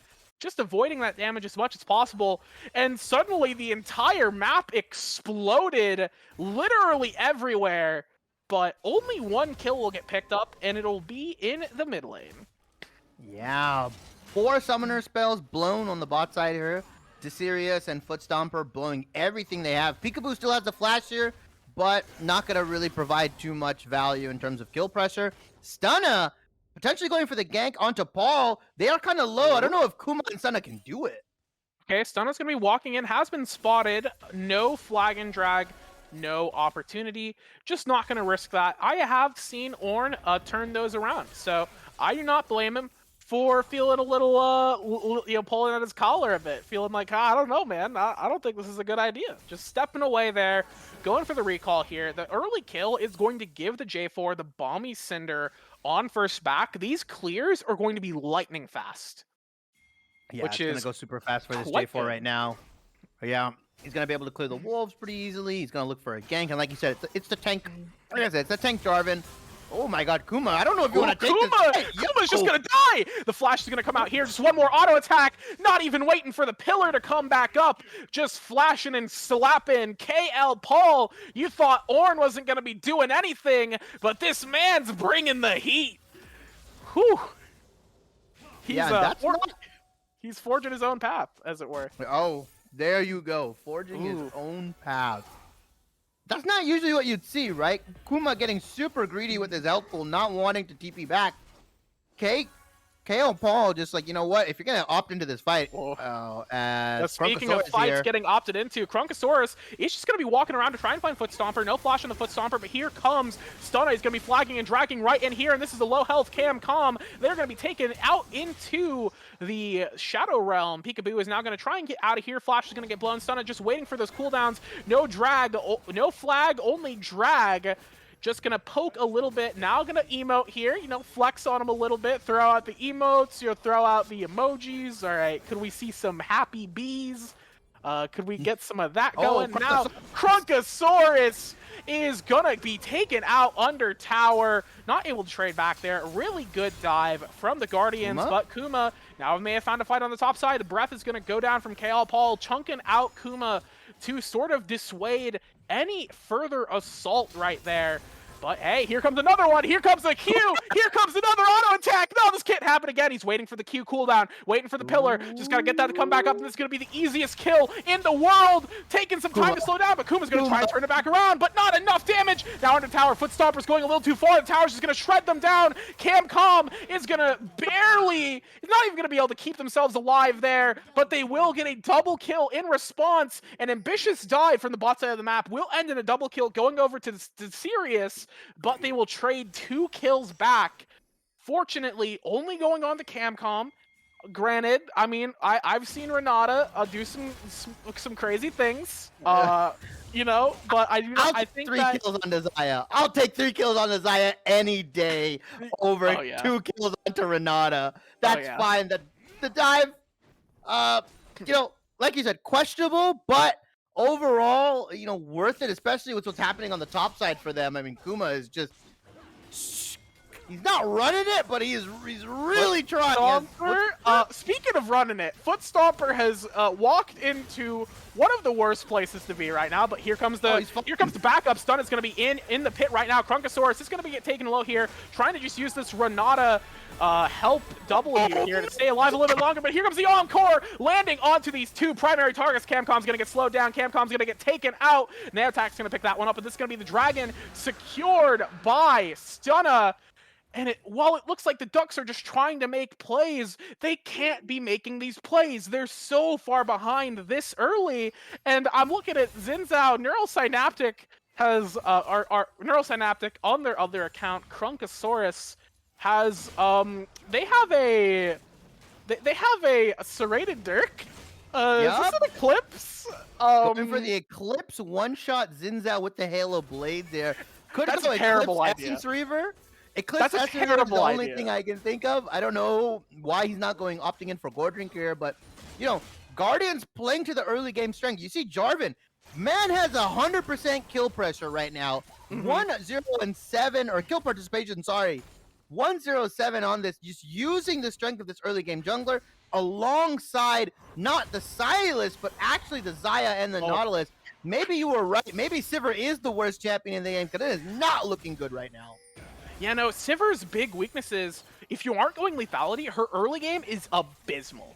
She does no damage until she can start getting levels onto her W, because that is actually where a lot of her damage with the crit build is loaded into. Because, honestly, her Q doesn't crit. You aren't getting any value out of it, because you're just not getting a lot of AD onto that ability. You're not getting as much as if you're going lethality.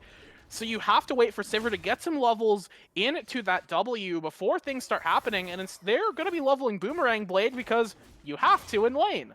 So it is going to be quite a long time before the Sivir can really start to showcase, like, sheer team fight power. In a 5v5, later in the game, Sivir is capable of doing so much, but these early game fights are so bad for her. And on the other side of the map, the Sirius on the Xayah is doing insanely well in terms of keeping up the pressure, getting a sizable lead, and is now so strong that, okay, another thing, you cannot waste your spell shield. You're literally, Peekaboo is using it for moral support. I can't think of another reason. Your mana with Sivir is embarrassingly bad. Because again, you don't have tier. You have nothing in this lane on the Sivir. You're waiting to maybe get a Presence of Mind proc to get some mana back, but I don't even know if they have Presence of Mind. So you have to wait to use these spell shields to get mana back, and if you're not doing that, you have no mana. You're completely useless. While I'm ranting about Sivir, we see a crazy Emperor's Divide is gonna knock Stunna back. Now Stunna may be in a bit of danger. Krunkosaurus taking up a lot of damage right now. Stunna is going to be forced to flash right here. Going to try and get out as best as possible. Here comes the Flag and Dragon. The Ornn Horn is going... Okay. All right. KL Paul. I didn't see anything. I like the concept. You got to work on the execution. Yeah, almost snags Stunna there, right, with the Call of the Forge God. Misses it completely, though. Unfortunately, and the Herald goes over to the Guardians. The Dragon went over to the Guardians earlier, and it's gonna come up another one in a minute and a half. And now you potentially have your dragon stacking going on again, but at a 24 to 25-minute soul here, pretty early on still.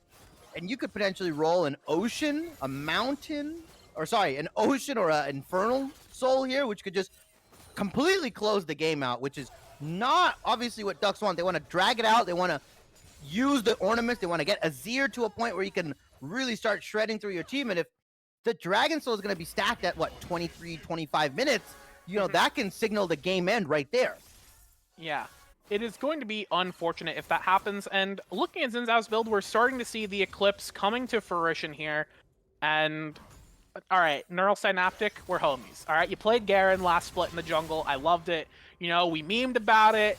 This is not the sauce. I'm sorry to tell you, this is not the sauce. Eclipse Xin Zhao in this game does not feel like the sauce. But who's got the sauce more than KL Paul on the Ornn? Wait a minute. Potentially getting turned back around. The Ornn Horn's going to get stolen here. Now here comes Neural Synaptic. He's going to be trying to secure this one. KL Paul is going to end up flashing into the Ornn Horn, but it does not matter. Now Kuma's going to try and escape here. He's going to get some healing back down, but that is just going to be enough, damn it. Okay, never mind. Eclipse best item in the game. Just look at that damage right there. Boom, baby. Quite good. Unfortunately, this is the opposite side of the map of the Dragon, which the Ducks have opted to not even bother setting up for. Granted, they have no chance of winning a fight around it, so understandable. Yeah, it's unfortunate here. What happened in the top lane? I mean, it just looks like Kuma is kind of just playing the I'm going to take a lot of pressure, I'm just going to be annoying and force them onto the top side. Dragon is up here. They're going to look like Guardians are going to secure it here pretty much uncontested because they have Division down, they have Pink Wards down, they have everything ready. Sivir is so set dead. up. Yeah, Okay, Sivir's you gotta probably get gonna out die of here. You gotta get out of here. Okay, alright, Sivir has opted into escaping. Good job, Peekaboo. But yeah, this is a dead turret. Oh, yeah, it's 100% a dead turret. Sivir leaves the vicinity, doesn't stay like they did last time and potentially get dived. First turret looks like it's going down over to Guardians here. And now, are they going to go for this second Herald charge? Are they just going to let it die? Okay, we have an engage on top side here. Krunkosaurus is going to be going over the wall. This is going to be another easy kill picked up by the side of the Ducks. They're putting the Sylas into the dirt. This man is at least 6 feet under, but does not matter though because the bot side of the map is really struggling. Yeah, I mean, Kuma doing his best to keep it close in this match between the Guardians and the Ducks, but they are not just... They're just not having it right now. You know what? Guardians like, you know what? We're going to take bot lane. We're going to go mid. We're going to transfer our pressure there. We're actually going to take your whole jungle as well, so you can't farm it, Krunkosaurus. And you're going to be down levels against the Jarvan. Like, there's just so much happening on the map. And Seraphine actually opted into Leandri's build here as well, so she's going to be pumping out some AP damage along with this Sylas. Like I said, Guardians had a small window, or they had a window to really pressure the early game, and they did it correctly, right? They have a 3k gold lead, roughly around the 4-minute mark. They're stacking dragons. The right people on your team are fed relatively, right? I mean, obviously you'd like you like Sylas to be a little bit more fed and not as many deaths, but look, Sylas has 5 kills. Sylas is just window dressing, all right? Sylas is just like a pretty face at this point. You know, the man's not going to do anything, but we have KL Paul getting a really good trade onto Sirius. However, this is going to be a potential dive opportunity. No, you should never dive, Ornn. Why am I even saying this as if it's a thing that happens in the real world? They should not be doing this, especially since it looks like all of the Ducks are coming out here. They're suspecting that there's going to be an aggressive play on top side, and they are sending the squad up. But, okay, Neural Synaptic in the river, not on vision yet, but they could be walking into a terrible situation. They will get pinged out. They do know that that is in the river. The turret will take a bit of damage here. It's just going to be KL Paul pinned under turret, and now the squad is gone, and they could be in trouble. Yeah, 3 members into this top side. They're really looking to try to take this top lane down, or at least pressure Paul off of this turret, but he is standing strong. He knows he's really tanky, so he's fine. They've kind of stalled the game out a little bit on the Duck side here. The gold lead is still about 2.5 to 3K. Cam is in trouble. We're gonna see the dash from KL Paul is gonna be pretty successful. We're gonna force out the Xayah ulti in a pretty bad spot. Now Footstomper's gonna be stuck in a turret, taking a ton of damage here. Here comes the Ornn ultimate, but it's not gonna be able to finish that one out. No way! The CC lasts for too long. Can't get the other charge, even with the Seraphine, or not the Seraphine, the Renata ultimate. It's not an ultimate even. It's the it's her stupid W. It's the revive. Oh, speaking of which, Kuma is dead. Never mind. Okay, the Sloth is dead. Great, Kuma! Kuma! Back in the game! We did it! We did it, everyone. We have secured a kill onto Silas, and now this man is no longer poor. They're still poor. I don't even know if they have Mythic yet. No, they have Mythic. We did it. We made it out. Yup, they have Mythic. That was an 0-4 Silas, by the way, solo killing the Rift Maker Azir. Like that's what just happened. That's just Silas things, right? And that's what Kuma was trying to do the whole game, right? Play on the knife's edge, bait you in while he can heal so much with his Kingslayer and try to burst you out with his auto attacks and his passives, but he finally got it off on the Sloth PhD. Sloth fell for the bait, hook, line, and sinker, gives him his Mythic. Gold lead is still about, 3,000 gold. It hasn't really moved much from 2.5 to 3K gold lead. If Ducks can stall this game out a little bit longer, if they can sneak like a drag steal or something like that, which they don't really look like they're gearing up to do right now, they could extend this game by another 5, potentially 8 minutes, right? It just depends if Guardian is willing to pull the trigger on the Baron. Yeah, and Guardian's going to be pulling the trigger right now. We do have a great encore right here, but it's not going to get a lot done. We have the Renata ultimate. We have the Ornn ultimate going wide, but the Berserk is going to be very good. Getting down 2 targets here, and Krunkosaurus showcasing the power of the Eclipse, saying, Becky, look at you. You're looking like a clown right now. Honk, honk. You better press that little red nose, you dum-dum. Going to be picking up a couple of kills in the mid lane off of a very good Renata ultimate there. Cam getting such a crazy angle on that and allowing them some secure pressure in the mid lane and to secure their first Drake of the game. Yeah, and they did just as I thought they would try to do, right? Contest the dragon, try to look over a steal. Guardian's actually opting in for a 4v5, which is really weird considering your Silence is pushing that top lane. Even if he is 1-4, you want him in these types fights, taking these ultimates, either the Ornn ultimate, the Azir ultimate, something like that, and just disrupting and splitting up the members of Ducks, because all the Ducks want to do is they want to 5v5, they want to front to back you, they want to poke you down, not poke you down, but whittle you down with the Azir Sand Soldiers and the Severe Ws and just look to get you super, super low. While even if you are ahead 2-3K gold lead, that's not enough to reverse the man advantage that the Ducks had there, and they just played that fight pretty well. Yeah, no, I think that was definitely the Ducks played that fight very well, aside from the Whiffed ultimate from KL Paul, which was a little disappointing, but yeah, no, as we've learned, if you've ever seen the movies, the Ducks fly together, all right?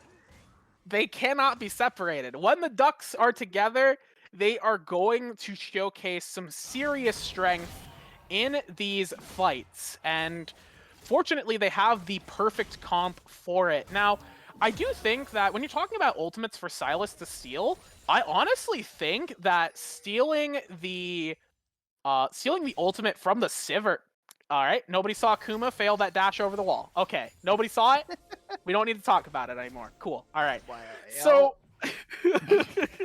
So yeah, I think stealing the Sivert ultimate's not even that bad of an idea, because it enables the melees on your team to really get onto these backlines.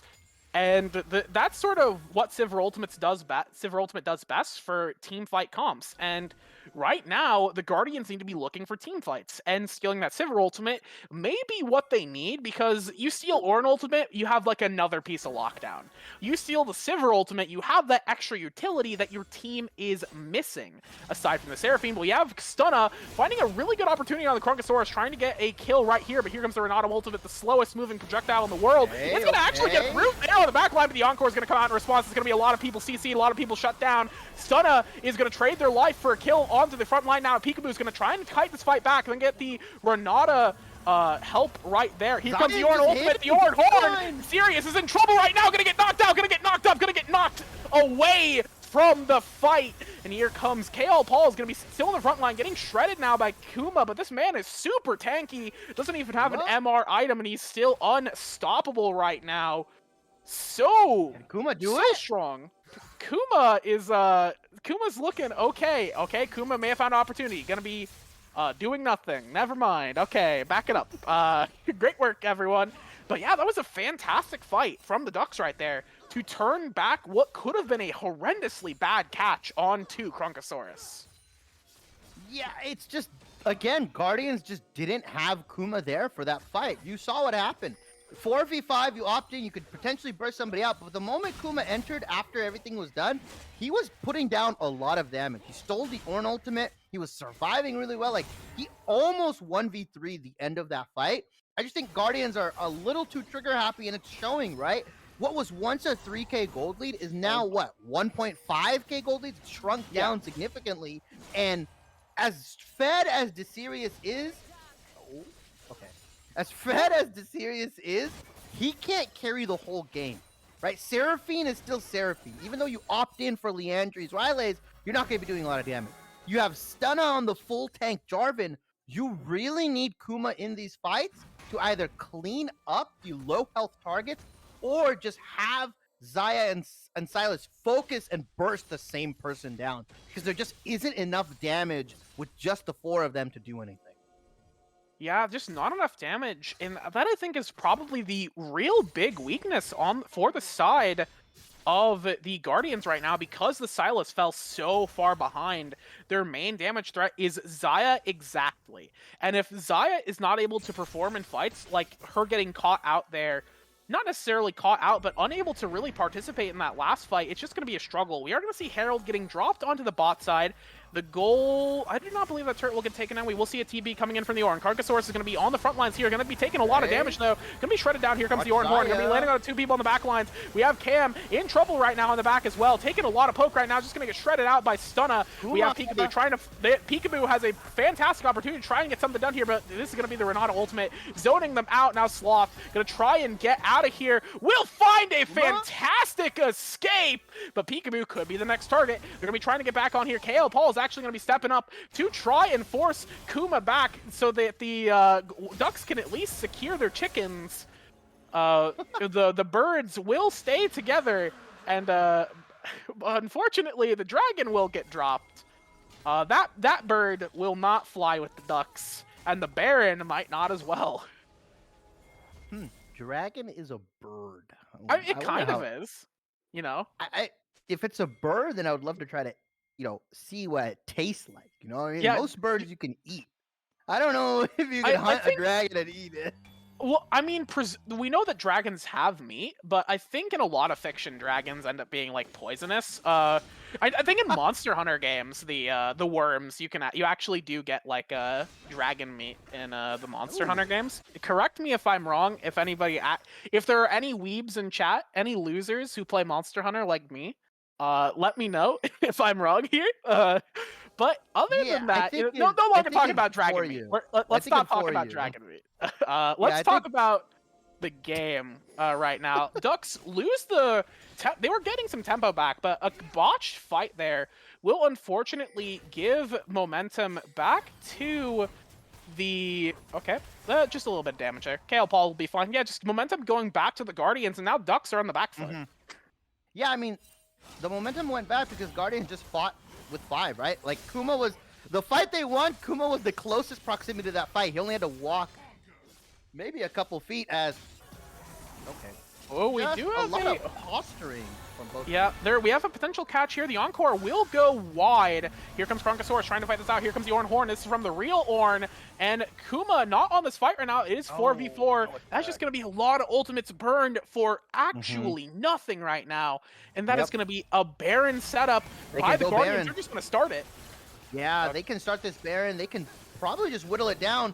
Cooldowns, a lot of key cooldowns are down for the Ducks, right? The Ornn ultimate, the Xin Zhao ultimate, the Sivir Speaking ultimate. of like, Xin Zhao, there's he's going to not be finding much. an engage right here. Stun is going to be jumping in. Going to be going golden inside his own cage right now. We have Kale Paul in the front line, though. And on the back line, Asiri is taking quite a lot of damage. Kuma so late to this fight, being forced to TP, not allowed to recall right now. Going to be waiting to throw out the Ord ultimate here, but there's going to be no damage right now. Peekaboo going to be doing a great job dodging any of the damage that Silas was even pretending to do. And the Guardians have punted it. They fumbled the football so hard right now. They literally scored a touchdown for the Ducks. Somehow it bounced across the rift and is given to them, but there could be a steal opportunity. Sana still has the smite available. They're going to be trying to get into the pit right now, but there's going to be good zoning from Sloth right now. Stunna's not even able to step up. They're not going to be able to get near the pit. They're going to go back for it. They do have flash. They do have flag and drag, but that's going to be a flag. That's going to be a drag. That's going to be no opportunity for them. The Ducks will secure the Baron, but turrets are still going down left and right as the Guardians try and get what they can. And Ornn has hit level 14.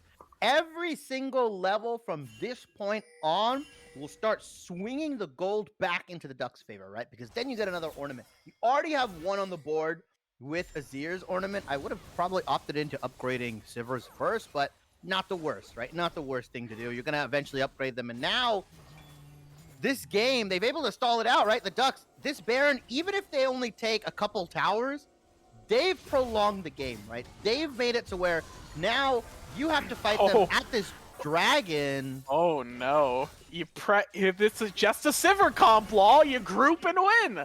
That's what they're doing. The classic right there. Unfortunately, Footstomper falling for the old Nautilus support trap of just dying in the jungle with nobody to help you ward. You gotta have people with you. You gotta be in pairs right now. Unfortunately, they're just getting outnumbered right now, and Kuma is just taking so long on these side lanes, playing really indecisive right now. You can see on the minimap, they're just sort of like walking back and forth, like, are you gonna push, or are you gonna do anything? It is... Are you gonna TP? Are you gonna back? Like, you can't really... It looks like they're opting into... Yeah, he finally decides to walk up to push. He does finally decide to walk up to push. But it took so long that now these recalls are coming back, and even if he gets this turret, he's gonna be forced back by somebody, and maybe he could have gotten something more. I honestly doubt it, so maybe it wasn't so bad at the end of the day. Okay. Yeah, he forces them back. I mean, 3 turrets, I believe, actually got taken down overall. Yep. Gold lead is still slightly in the favor of Guardians, but we have to understand that now we have ornaments coming in, right? 2 ornaments are coming. 3, actually, are going to be coming Sloth is going to be on the other side of the map right now. The Emperor's Divide is going to keep him out. Here comes the ultimate Arnold. What? Okay, I got so distracted by that. There's still a fight going on. The Sirius is now going to get caught in the front here. They were going to be ulting to try and dodge the Azir, but because they were worried about the Azir, they weren't worried about their own life, and now they're going to be walking away with no HD. Peekaboo is going to just barely pick that up with a boomerang blade, coming just in time to save the day. Krunkosaurus is going to be getting some poke down. That's going to be another botched fight from the Guardians. Tragedy strikes again and again as Stunna can't get anything done. Unfortunate. Both Ornn ultimates going pretty wide and not hitting anything on their second go around. I think if Paul hits that ultimate, the game's over, right? Because Baron is on your team. It is just over, right? Because you get a 3-man, you can push in when the bot wave and the mid wave. Yeah, okay, maybe the game's not over, but it is damn near close, right? You take 2 inhibs, mid and bot, you pick up the drag on the way out as well, but unfortunately, kind of botches the ultimate just a little bit. Overall, still going over to the Ducks here. Even gold now, even, and I say even with heavy air quotations, because Ornn is level 15, he's upgraded his items, he's upgraded Azir's items, I believe he's going to end up upgrading Sivir or Sivir or Xin Zhao's items. Like, it's gonna be disgusting, right? It's not even. Yeah. It looks even, but it's not even. Yeah, speaking of Sivir, she has just completed her Infinity Edge. She is online. This is the crit Sivir you want to see. This is the crit Sivir that keeps 80 carry players up at night. This is the crit Sivir that got her put into the garbage can for seasons on end. She can wave clear forever. She can shred you forever. This champion is insane at this kind of power spike here. With the Infinity Edge right now, I also love the rapid fire cannon pickup. We have KL Paul going to be taking a fight on the top side of the map. Sirius is actually going to take quite a lot of damage in response here. That's going to be an easy cleanup here. Sirius not even able to ultimate. Now Foot Stomper is going to be next on the docket here to go down. Your time is up, good sir. And now Tak is going to be on the list going down as well. Peekaboo just going to be flashing in. This Sivir is insane right now. Worst champion in the game, looking like the best champion in this moment, because that is going to be 3 kills actually. And once again, the Ducks are playing out of their minds. Their macro is insane. Yeah, I mean, they mounted a comeback, right? Now they're in their comp's comfort position. It's 31 minutes into the game. You have a 3-item Sivir, a 3-item Azir, a 3-item Ornn, and now you also have a 3-item Zinzao with Guardian Angel. You have been outscaled now, Guardians. You lost your window to close the game out. That Baron throw is what I'm going to refer back to when they went for that, and they just lost everything. From then on, the game, it just spiraled a bit out of control for the Guardians, out of their hands. And you also have the Ornn item being upgraded. Typhoon now for Sivir here. It is going to take an immaculate engage from the Guardians, because all you have for damage right now is this Xayah, who's been stuck at 4 items for a while, is opting in not for more damage, but for, it looks like, a stopwatch into the Guardian Angel. We have Krunkosaurus getting caught out right here. He's going to be in danger, but on the front side of the fight, we have the Sirius is going to get caught out as well. But unfortunately, Krunkosaurus is going to be going down here first. Cam is going to be forced out of the fight. They're just going to throw out an ultimate on their way out. Here comes the Ornn Horn, but there's nobody going to be able to follow that up. That's actually a ton of poke down with one member out. Cam basically out of the fight. Sloth's waiting in the wings. Peekaboo is going to just barely avoid this, but here comes Ornn. He's going to be in trouble here. Peekaboo is not going to get hit by the Encore, but does not need to. Wait a minute! The Ducks are dead! This is over! Oh no! Peekaboo is going to be going down next without their wave clear. Wait a minute! What's going on? Wait! What happened? No! This is tragic. Krunkosaurus got caught in the jungle, and now Sloth may be next on the chopping block. The Baron is up. Sloth is going to mount a little bit of a defense right now, but it's just Sloth against the world, and Kuma's going to be trying to make Sloth pay. Unfortunately, right now, Kuma is going to go golden. Those Azir auto attacks aren't going to be finishing that one out. Here comes the Baron is started. Renata does not have ultimate. Cam not going to be able to do a whole lot in this fight. Azir as well, not going to be able to do anything, but they have to try and do something, or maybe they don't. They have Sivir, they have Azir, they can just slow the game down. Losing this Baron here is terrible, but it could have been a lot worse. Dragon is up in 55. They can get the resets off, run over to the Dragon. They have a lot of gold in their pockets that they need to cash out, pick up some pink wards, stuff the vision out before Ducks get there, and that is a scary composition to blind face check into. I only see 2 scrying orbs on the side of Ducks as well. Once they clear those out, it is over. Sloth, is this a joke? Are you joking with me right now, buddy? You just walking into the Jarvan, or what? Are we just gonna do that? Is we just gonna opt into losing the game that way? Is that the plan? Yeah. Oh no, dude! No way, dude! Oh man, unfortunately, the Ducks are going to have to do what they can. Fortunately, Peekaboo is still up. They still do have the Sivir wave clear, but Sivir can't even step up to the wave to attempt to wave clear. I think there's some big bodies, some big booties on the side of the Guardians as they're going to be trying to hold out here. Peekaboo will be forced to shield themselves right now. Here comes the Ornn Horn, but it's only going to be knocking up 2 targets. Maybe 2 targets is enough. Stop the Guardian Angel will get popped out. Peekaboo is going to be taken, doing a lot of damage back. Here comes the Sivir Shred. That's going to be a knockup. That's going to be an Encore, and the Encore is going to be more than enough. Peekaboo is going to just barely get out of there with the Gale Force. They got to do what they can. They got to try and pull out a hero's defense right now. They're going to be doing what they do, just trying to do any damage at all, but there's no damage to be done, and that is going to be Cam desperately doing what they can, but what they can is not enough, and the Ducks will fly back home for the winter as the Guardians take the game. Becky, they're not flying back. They're getting roasted on the pike. They're getting turned into my favorite meal, the turduckins, right now. as easily as that game was given to them, they are more likely to punt it back over right now, as just some questionable last minute decisions coming out from Neural Synaptic and Sloth PhD here. Both of them getting caught out in the late game. You can play this game really well for 30 minutes. If you get caught out twice in the 35 and 33-minute mark, you will be punished highly. And that's what happened with the Guardians. I said their window closed only because I assumed the Ducks were going to play front to back. They were going to play 5v5. Instead, they got a little too antsy. They got caught out, and that's just the end of the game there. Yeah, unfortunately, you thought the window had closed, but Stone Cold Steve Austin is here. He broke the window, came in, put Sloth into the bin, and just claimed the game for the side of the Guardians. And yeah, that's gotta be a heartbreaker for the Ducks. That game was in their favor. They had control. They had the lead. They had the position, but you can't give over anything.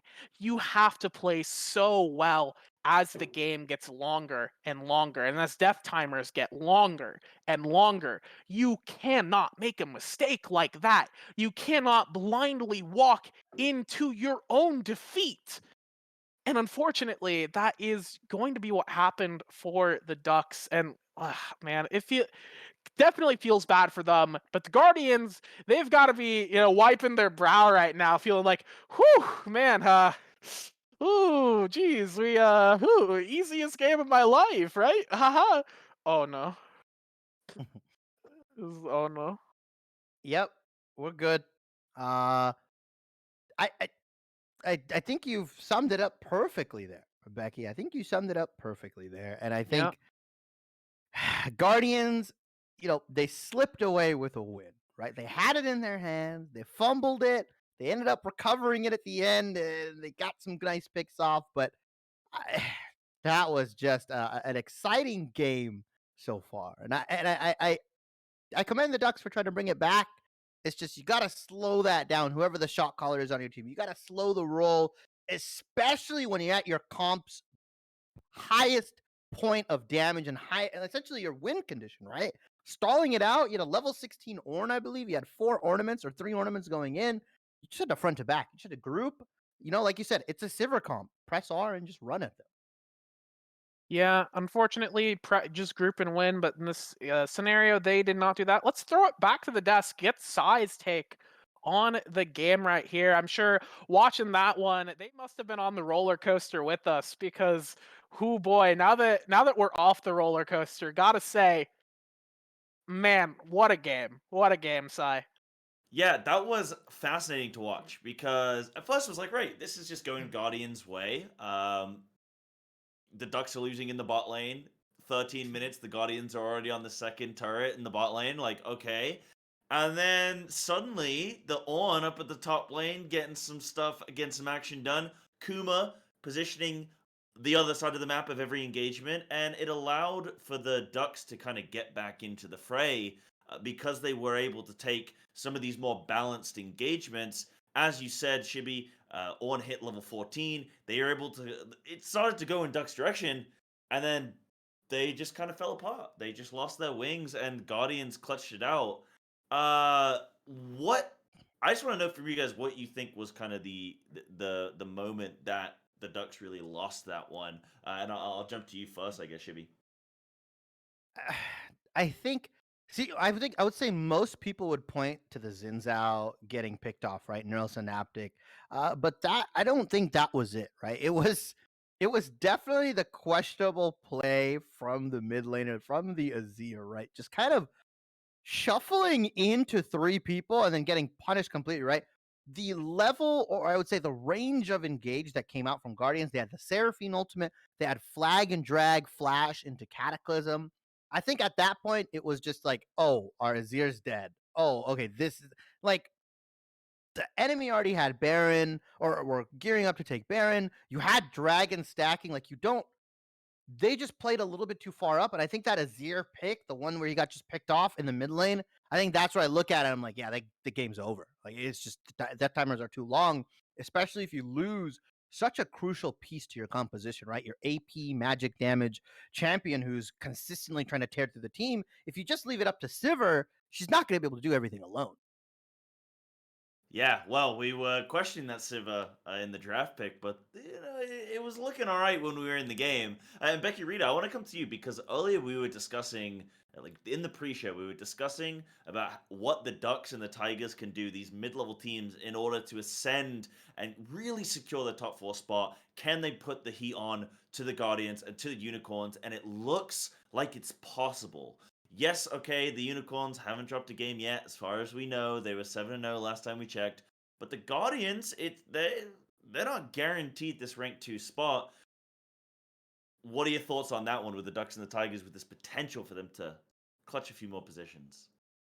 I think that both in this game and even in the previous match, we saw some great some great movement from both the Ducks and the Tigers. I think the Ducks definitely, they look like such a great team when they're all on the same page. I think maybe there are some communication issues or something went wrong in terms of how they were planning out going through the end of the game, because it just sort of backfired on them. It just sort of slumped over and failed at the end because they just weren't playing as a unit. Like it's the tale as old as time. The prophet CLG Link said in the Dunzo Manifesto, just a Sivir comp law, you group and win. You know, and that's all you have to do if you play Sivir. You just group and win. And they didn't That's do it. scripture right there. Yeah, that's So written in stone. the ancient league lore shows this. So Yes. it's a little tragic, but I think the Ducks shouldn't be coming away from this game. Like, it's got to be a heartbreaker, but they should take away that they were in a commanding position against the Guardians. They had the game in their grasp. They just couldn't close it out. And speaking of commanding positions, we are going to be jumping into game 3 of this evening, the final game of tonight, shortly. It's going to be between the Falcons and the Wizards. And Chibi, I want to come to you. I know you weren't here last week, but we actually got to see both these teams play out last week in the game 1. Now we're seeing them tonight in game 3. What do you think about these two teams going into this game, their positions currently in the tournament, and what they really need to do in order to stay in this thing and get that top 4? Yeah, so yeah, I wasn't here last week. I was able to catch the games after in the VOD and everything like that. So I was Oh, able great. to catch a little bit. It was nice. I think it's hard for me to say because both of these teams, like I said, the meta has changed, right? We're gearing towards more of a 5v5 team comp, meta right now, and you can see that in the Ducks, who don't necessarily have the strongest solo laners, right? I mean, don't get me wrong, Ornn up there really did some damage, but they really excelled at these 5v5 fights, right? They really excelled at front to back fighting. So now it's going to be up to these two teams to figure out, are we really heavy reliant on our solo lanes? Do we want to stick to that style? Or do we want to swap it over? Do we want to play? Are we more comfortable with these 5v5, 2 tanks, 1 in the jungle, 1 in the top lane? We have a hyper carry ADC. We have a mage in the mid lane, an enchanter support. And can we just execute on team fights really well? Because again, different teams have different strengths, and I'm a big proprietor of whatever you're doing well now, stick with it. Don't try to play multiple styles. Don't try to switch it up and mess up on it and then try to find your footing, drop a couple games, and oh wait, now you don't make playoffs, or now you dropped a couple games where if you just stuck to your guns, you might have actually just clutched the game out. Yeah, well, we're going to have to wait and see. And I believe if drafts are ready to go, then we should I think we can jump straight into the draft without a break, correct? So I'll get your predictions. I think actually we probably should go to break to give production a little bit of time to set up the next lobby. Well, before And also, we do that, so I can get a breather. 'Cause Yeah? that game was a Okay. lot. Well, before we do that, we'll jump to a quick break, and then when we come back in chat, we'll go straight to the draft pick. But I just want to know your predictions for this game. I'll start with you, Becky Rita. Falcons or Beanie Wizards? diff. Who's taking it? Beanie diff. I don't even need to know. I don't even Beanie diff. 100%. Beanie on the mic, Beanie in the game, slamming these kids. Not even close, baby. Okay, that's confidence right there. I respect it. I admire it. Shibby, what about yourself? I'm a Calcep Jr. fan, man. I love Icy Rain and Calcep Jr. I love these two, this top jungle duo. So I'm gonna have to give it to the Wizards here. I love them. I think they could take this game, and like I said, it's a new meta. You don't know what's strong right now. They might just bounce back 5v5 and just slam it down your throat. You never know. You never know. I'm giving it to Wizards. Sounds good to me. And you know what? I'm gonna go with the Falcons. Beanie maybe didn't. I didn't get to see the best of Beanie last week, so I want to see it this week. Okay. But before that, we also have an MVP graphic for Stunner, who, yeah, with a few votes, got the MVP of the last game. I think production's got something for us, but I can't see it. Yeah, Look I mean at that's that. prime 2 jungler right kills, there. 2 deaths, 20 assists. The 2022. Oh. Hmm? Yeah, The I crowd think goes you're right. wild.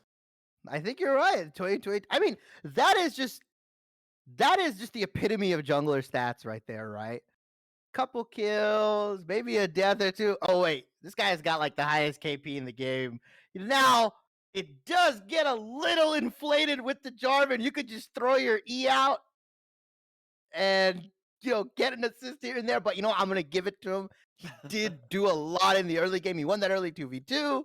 He was able to get some really good cataclysms. At one point, I think he had 100% kill participation at like the 10-minute mark. He was 107. But he was putting in work, right? He was putting in work. That was his job. He definitely facilitated that early game, got Zaya to the point where she could carry. Yeah, he played really well. I think he deserves the MVP. Absolutely. And unfortunately, we didn't have time, chat, to talk about that beautiful Ornn ult in the previous game, but that's okay. I got it clipped. I'll link it in the chat for you. We're going to be jumping to a break. When we come back, we're going to go to our final game, Game 3 of the evening, between the Falcons and the Wizards.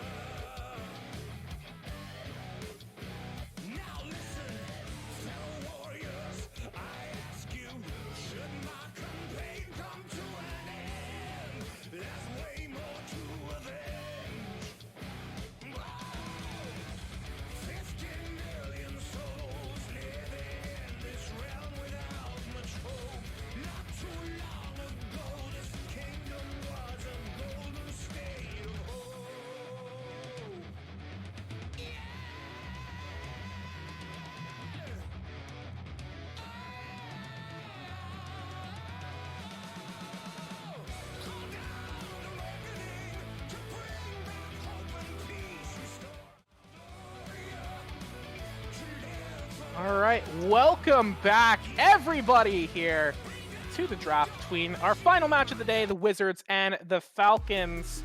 I need to minimize Discord because I'm typing in the banter chat right now. If you're in the banter chat too, I want to say I love you.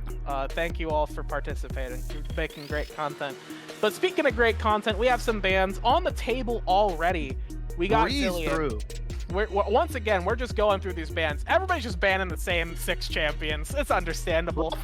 Roughly, yeah. I mean, the Zach, the Gwen potentially being traded out here, but Zillion, Lulu, Wukong, where's the Kog'Maw ban? Where's the 80k ban? Olaf being banned out, kind of a devastating top laner and jungler right now, can be Flex, which is super, super strong here, but yeah, relatively the same champions are being picked up, but now the Gwen is open, the Zach is open. I want to see what Wizards are going to be one here. They could potentially be one the Ornn. I wouldn't even be mad at that. But I do want to see, I think, Zach. Just take the Zach or take the Gwen. I think it's really, really strong right now. Scaling is king at the moment, as we see, or we almost saw with the Ducks. And if they just play that a little bit better, they make the comeback immediately. Like, I think if you pick scaling lanes, even if you fall behind right now, it's still beneficial. You still have a really big window to come back.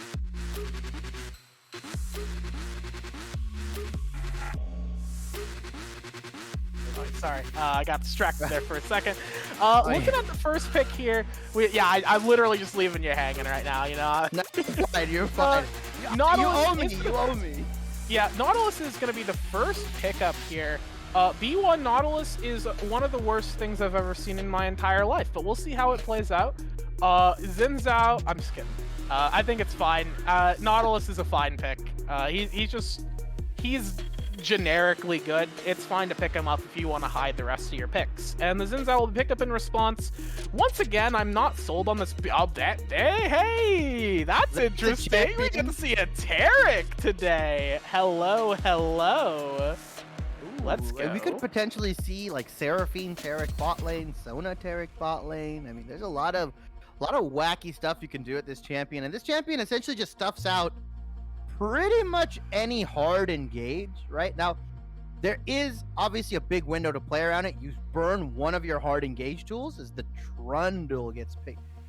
I hate Trundle as a champion. I don't know if you know this, Becky. I absolutely think this champion is dirt useless, right? I'm not gonna cuss, but it is okay. It is bad. That's an interesting take. Like I have some incorrect takes too, so I understand it.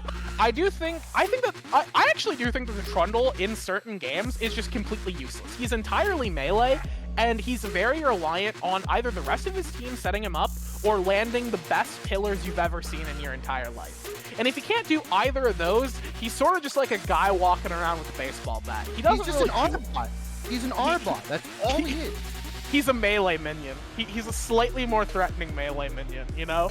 That's sort of the problem here. And we have Coggers. That's right, baby.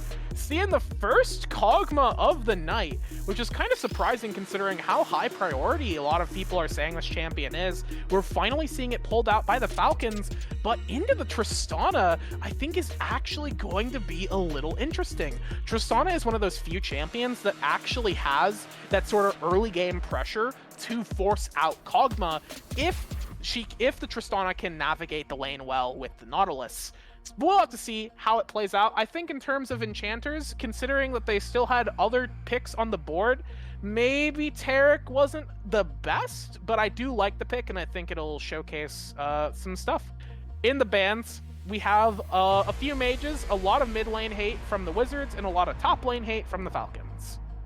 Isn't that funny that the Wizards are banning out a bunch of mid laners? Like they're banning out they're banning out the Veigar, the Zillion, and I think what we've traditionally seen is that Kog'Maw is really high priority with Lulu. I don't think it's been explored enough how he's good with other enchanters. I think Karma works, Sona works. I think Taric is fine, especially, you know, when they have Nautilus Tristana. Because the moment Triss jumps in or Nautilus R's, you pop your R immediately as Taric, you stun the Tristana, and then your Cog just gets the free fire with invulnerability on the W, and that's a Vayne.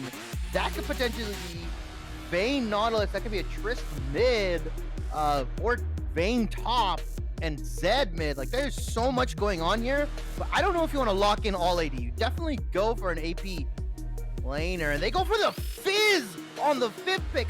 Why are people picking assassins right now? They're so bad. Oh, I'm dying. Oh no, this draft is terrible. What?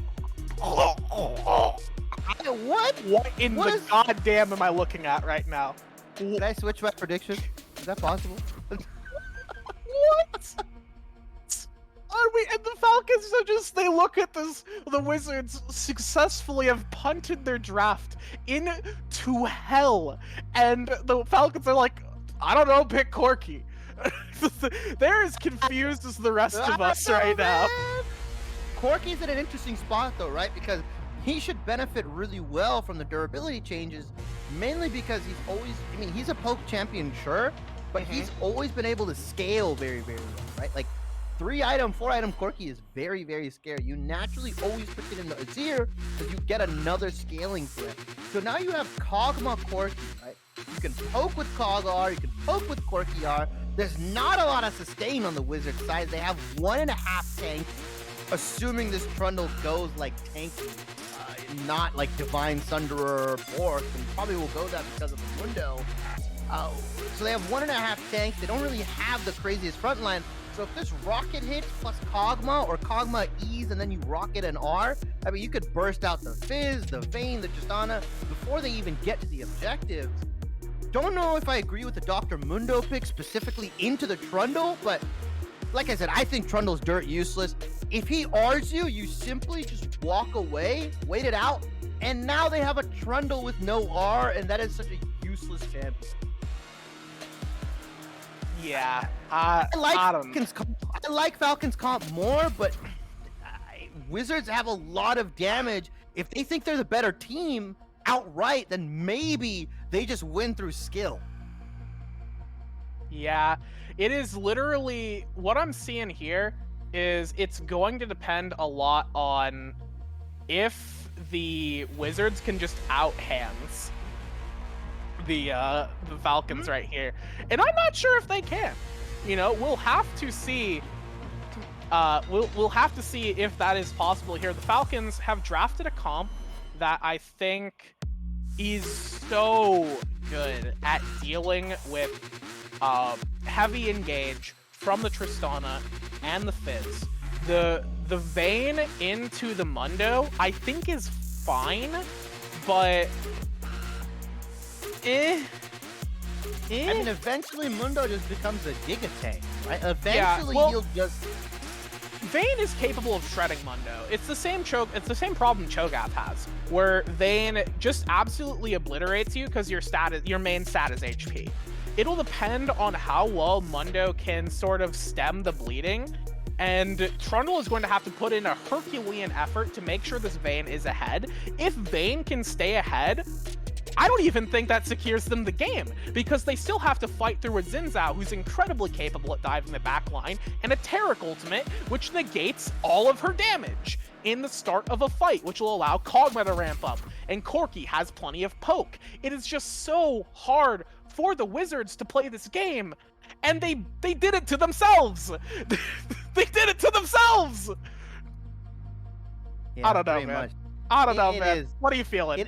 Who's taking it? They have to bait out. I mean, I already said who's taking it pre-draft. I said Wizards. I'm not a man to go away from my gut, so I have to say the Wizards here. But it is gonna be a tough road to climb. It just feels like the composition on the side of the Falcons, like it's just easier to execute. You have a Mundo, you have a Xin Zhao, or you have Corki Cog playing backline, and you have Taric in case they get a crazy flank off, or Fizz hits you with an R, or Nautilus catches you out. You have so much safety, right? Even with Corki package, you can choose it to engage, disengage, split up the team. If you look at Wizards composition, you essentially have to flank from multiple angles, right? You have to have Vayne or Fizz pinching. You have to have Nautilus getting a hook onto like somebody that can't get Taric ultimate, right? And then after you hook, you have to make sure you don't get stunned by the Taric. Make sure you don't get slowed or locked up by the Xin Zhao or Mundo.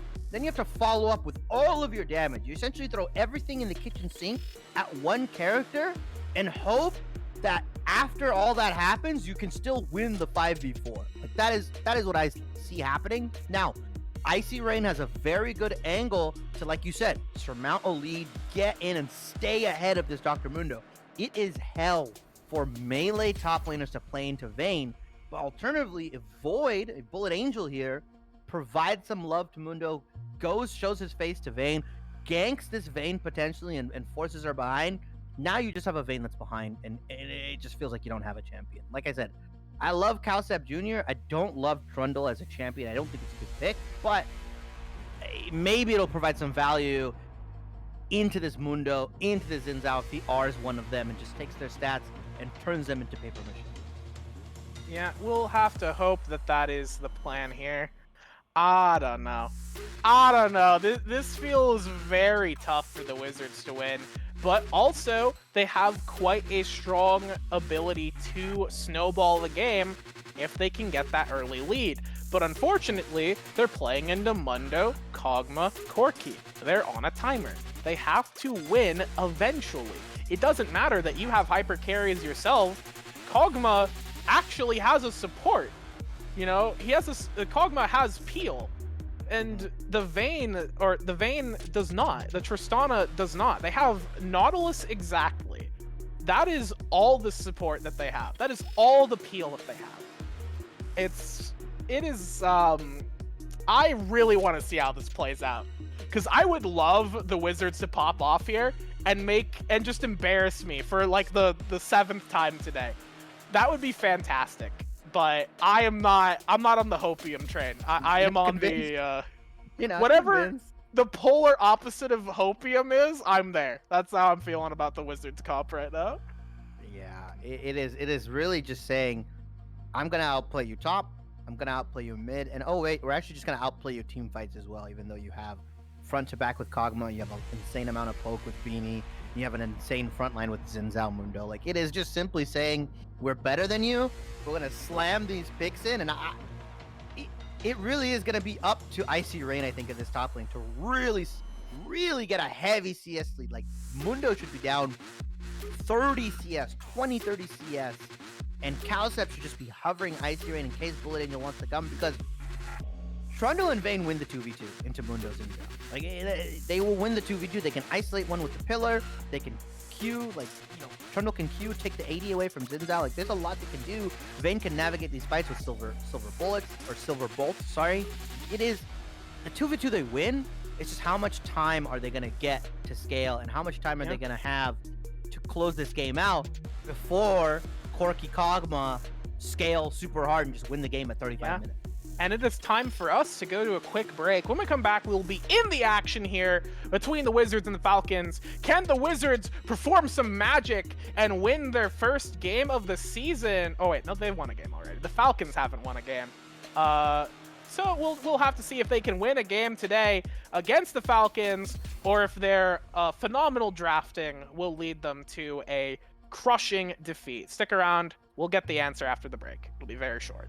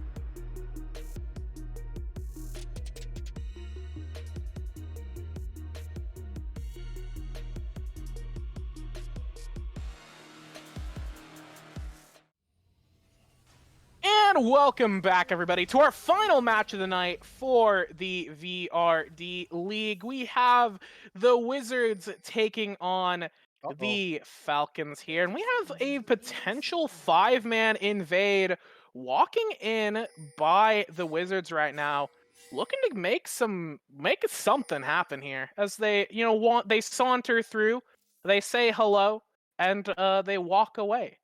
They do not even leave a ward on the buff. Okay, there it is. All right. Yep. I do want to say into the Wildy. They're gonna cast Ice Barrage. Yeah, who has the proper ward here? That is Calcep Jr. You know this person is trustworthy. They have the Amumu ward. Anybody who uses the Amumu ward is trustworthy. They're the best players. I say this because I have the Amumu ward, but I'm not the best player, so maybe that's not maybe it's not actually a good indication. At least you might be the nicest player, right? I think the people that use the Draven, ward are just psychopaths. Like they're just psychopaths. Some people would argue otherwise, but we're gonna be looking at the that's an E. That's what Fizz does, baby. Oh, I'm getting ill watching this. Oh man, I don't even know what to say. That was a minute 30 ignite. Just eat in ignite. Yeah, poke damage. Great work. Oh wait, he's got 2 health pots. Oh my. Beat him up. You're taking so much minion damage, dude. What are you doing? Okay, I need to stop looking at Fizz. I'm gonna talk about something else. Vayne's Ghost. And this is something we've been seeing a lot more recently on hyper carries like Kog'Maw and like Vayne, picking up the Ghost. That extra movement speed is incredibly important for champions like the Vayne, because you're just going to be getting more auto attacks. If you can outrun your opponent, you can kill them much easier. This is something you don't actually see it a lot on AD carries, but I think it's something that's going to become more and more popular as people start to experiment with it and realize, hey, this is super solid. And it has been super solid. And I think it's been super solid for a while. It's just nobody's really been testing the waters. Oh, okay, we do have a potential gank here. Here comes Void Bullet Angel, going to be flashing in now. Calcep Jr. is going to be waiting in the wings. Here comes a pillar. Void is going to be in danger right now. We could see the Fizz first blood, and we're going to see it picked up. That Dabbin Penguin. This fish is golden. The golden boy himself. Don't even need Ignite. We burnt that for a reason. We're just going to take you down. 400 gold. Oh! A beanie? Beanie?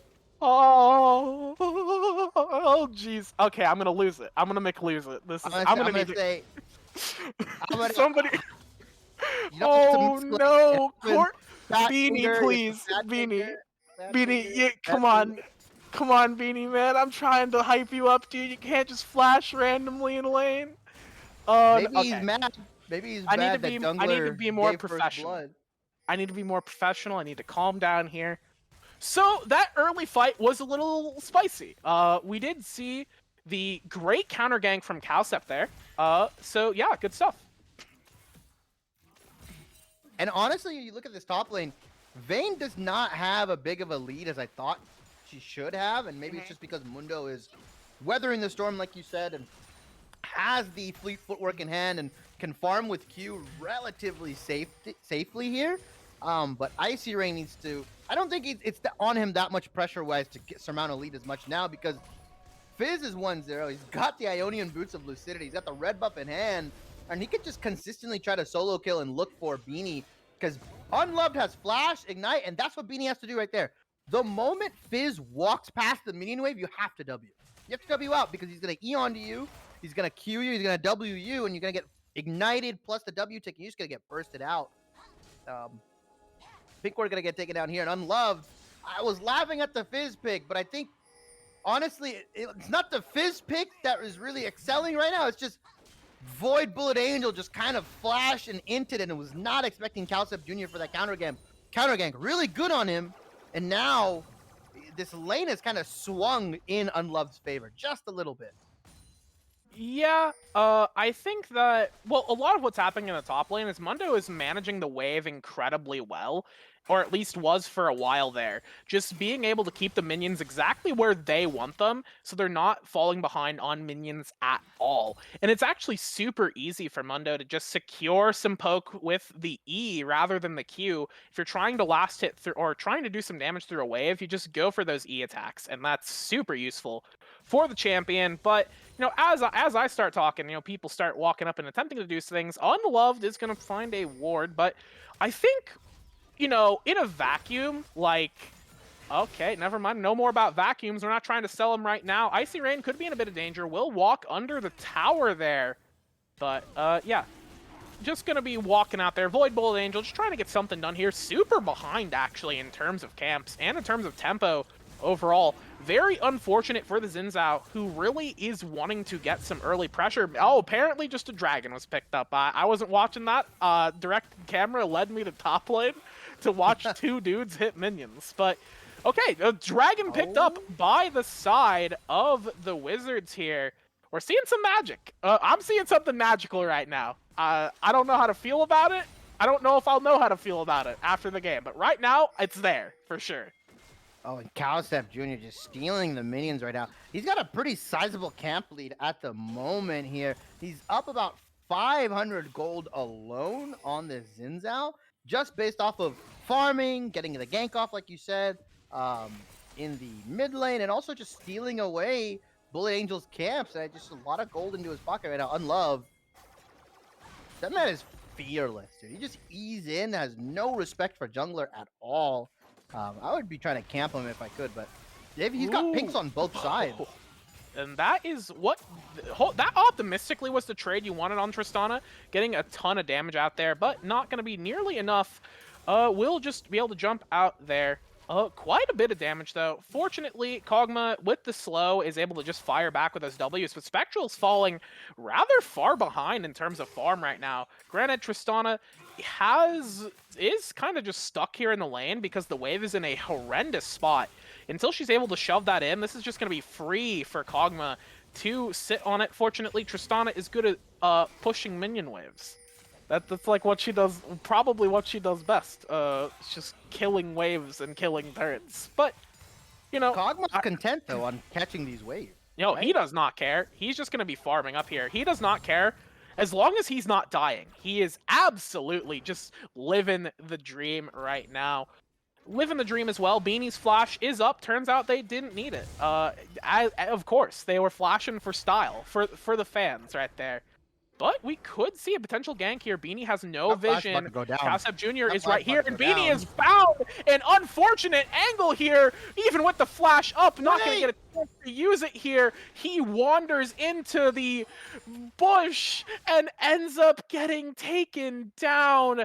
Great find by Cowstep Jr. and another kill getting put in Fizz's pocket. Into the loving arms of Cowstep Jr. here. Throws the pillar down, able to land the fish as well from Fizz, and maybe Beanie doesn't even live if he flashes that. I mean, he's slowed down. You can flash follow with Unloved. He had Ignite and flash up as well. Maybe it wasn't the worst play for Beanie to hold his flash there. I think he was guaranteed he died, so it's fine. Didn't really have any support, but now he's 0-1 down in this lane that he was potentially supposed to be winning. Rift Herald also goes over to the Wizards right now, and it's a 2.5k gold lead at 10 minutes for them. Once they drop this Herald down, get some plates, it might even go up to 3.5k depending on where they choose to drop it. I think bot lane is a really, really nice lane to drop it into. You stack it with the Trist E, and you can potentially take a turret down, first turret in under 12 minutes. Yeah, that would certainly be optimal, especially getting some more gold into the pocket of Tristana. The champion, once the early laning phase sort of peters out, she sort of falls behind until she can get a couple of items. And that's kind of her biggest weakness, is the fact that after the, early 6 levels, it doesn't really feel like she does a whole lot in the lane. She's waiting for a lot longer to hit these good power spikes, and she may be in trouble right now. Tristana is going to be taking a bit of damage here. Prometheus is also just going to be able to escape right now. Nothing bad happening as of yet. Cowstep Jr. is on the bot side of the map, waiting for a potential counter gank here. Prometheus walking towards the bush. He sort of suspects something's happening, and he will get the ward down. Will sniff that out. Now Bullet Angel will be stepping away here, but Cowstep Jr. is just sitting here. He's waiting. He's patient. He's got camps up. He doesn't care.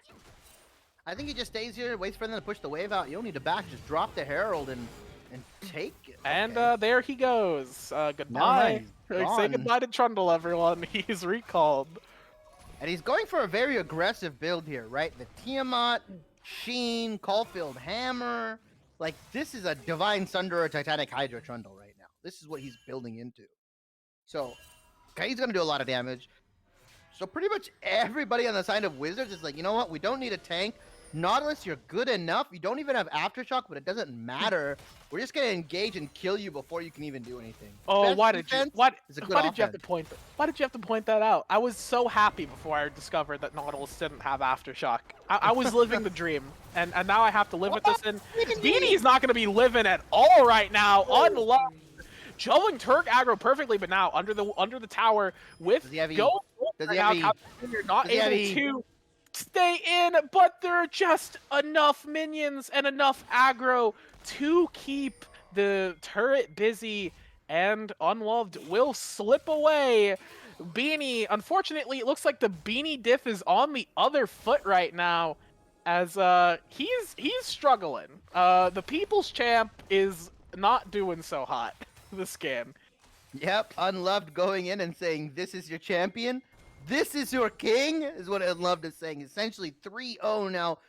So, not solo killed, but has killed Corky twice. Has also got to pick up the kill on the Void Bullet Angel. And now he's got a Zonya's first item. Doesn't rush the Mythic, which is really nice. This allows him to be more annoying. Tank up a little bit more damage and cooldowns, but now the Dragon is going down. This is Cloud Dragon right now. Package is up. They want to use it. Yeah, Fizz being annoying is what this champion does best, but it looks like the Falcons will be able to secure that Cloud Drake for them. It's going to be an ocean map, pretty good right here. Beanie's going to be going in for a bit of a trade now. Right now, First Strike is going to proc. Void Bullet Angel will walk in, miss the wind, become lightning, and walk away. On the bot side of the map, we have Cowstep Jr. going to be dropping this Herald. This is going to be the fight right now. Kog'Maw's going to be caught under the tower. Spectral's going to try and fight back as best as possible. With the exhaust ticking, it's not going to be enough damage right here. That is going to be the Kog'Maw passive. Is going to do a little bit of the wave. Yeah, the first turret will get picked up by the Herald. And that's money going into the pocket of Tristana. They were able to trade one back with the help of the turret, but one kill for that early gold into Tristana's pocket. I feel like you take that trade any day of the week, and Tristana's going to keep going. Tristana could honestly probably kill this turret if they give her an opportunity. But we have a gank in the river right now. Void Bullet Angel is in the wrong place at the wrong time. The Zen ultimate will stop the shark damage, but Fizz is more than enough. Beanie is going to be trying to fight back as best as possible. Icy Rand's going to be ulting. Icy Rand's going to get slowed by the Cleaver. Is going to flash over the wall. Beanie is going to get caught out here. No way to fight back now, but here comes TC at TSN 20 to 2,200. That's a lot of numbers, but the only number that matters is yours is up. Is 0 right there, because that is your HP now. Vayne, out of nowhere, picks up 2 kills with the help of her team and is now on the fast track to snowballing here. And exactly the win condition we said there was for the Wizards comp is playing out in front of our eyes as they're getting a commanding lead in this game. Yeah, honestly, they just have to. Like you said, they outskilled. That's all that happened. Like, that's all that happened. They just outskilled Falcons here. They slammed these picks and they said, you know what? We're just better. We play team fights better. We play picks better.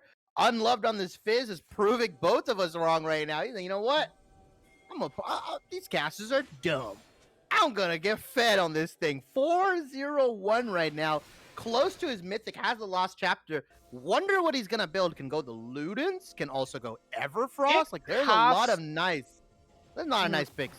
I feel like if he's going to maximize being annoying, Everfrost is the take here. However, I would personally go for the Ludens. Honestly, I'm surprised he even is going a Lost Chapter Mythic. I feel like you're better off going something like the Proto Belt or even the Night Harvester instead. But wanting that extra mana, not a bad thing at all. So yeah, Fizz will be opting into one of those variety of Mage Mythics. Prometheus is going to be finding a route onto XL right here. The ultimate is not going to be coming down right yet. Tarek does still have it in the pocket here. Here comes the TP. This actually could be a great fight here. Spectral's going to get plenty of time. Tarek ultimate has landed down. They're going golden. There cannot be hits. They cannot be hurt, but they can hurt you plenty. Beanie's going to be doing a lot of poke right now. Kazip Jr. is going to be trying to limp away right now, but here comes a flash from Spectral. Just enough range. That W's good. That W's great, and that is taking you down. The Void baby is looking like a boss right now as they go up to the Herald right now. On the bottom side of the map, we do see Fizz getting a little bit of a push in, but no damage going down. Oh, wait, Fizz has found a great opportunity. Fizz, Kog'Maw has decided, I am the deadest player on record. I'm taking you out with me. And he actually is going to do quite a bit of damage to Unloved. If one more person was there, maybe that could have been a trade back. When I have Icy Rain in the jungle, trying to get something back here. Void Bullet Angel's going to be going in. The Wind Become Lightning will miss. Now it's just Tarek on their lonesome.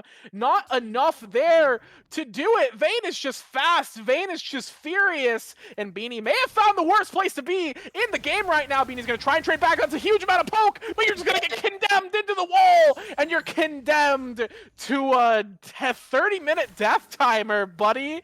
See ya then. Icy Rain showing the power of the Vayne on this patch.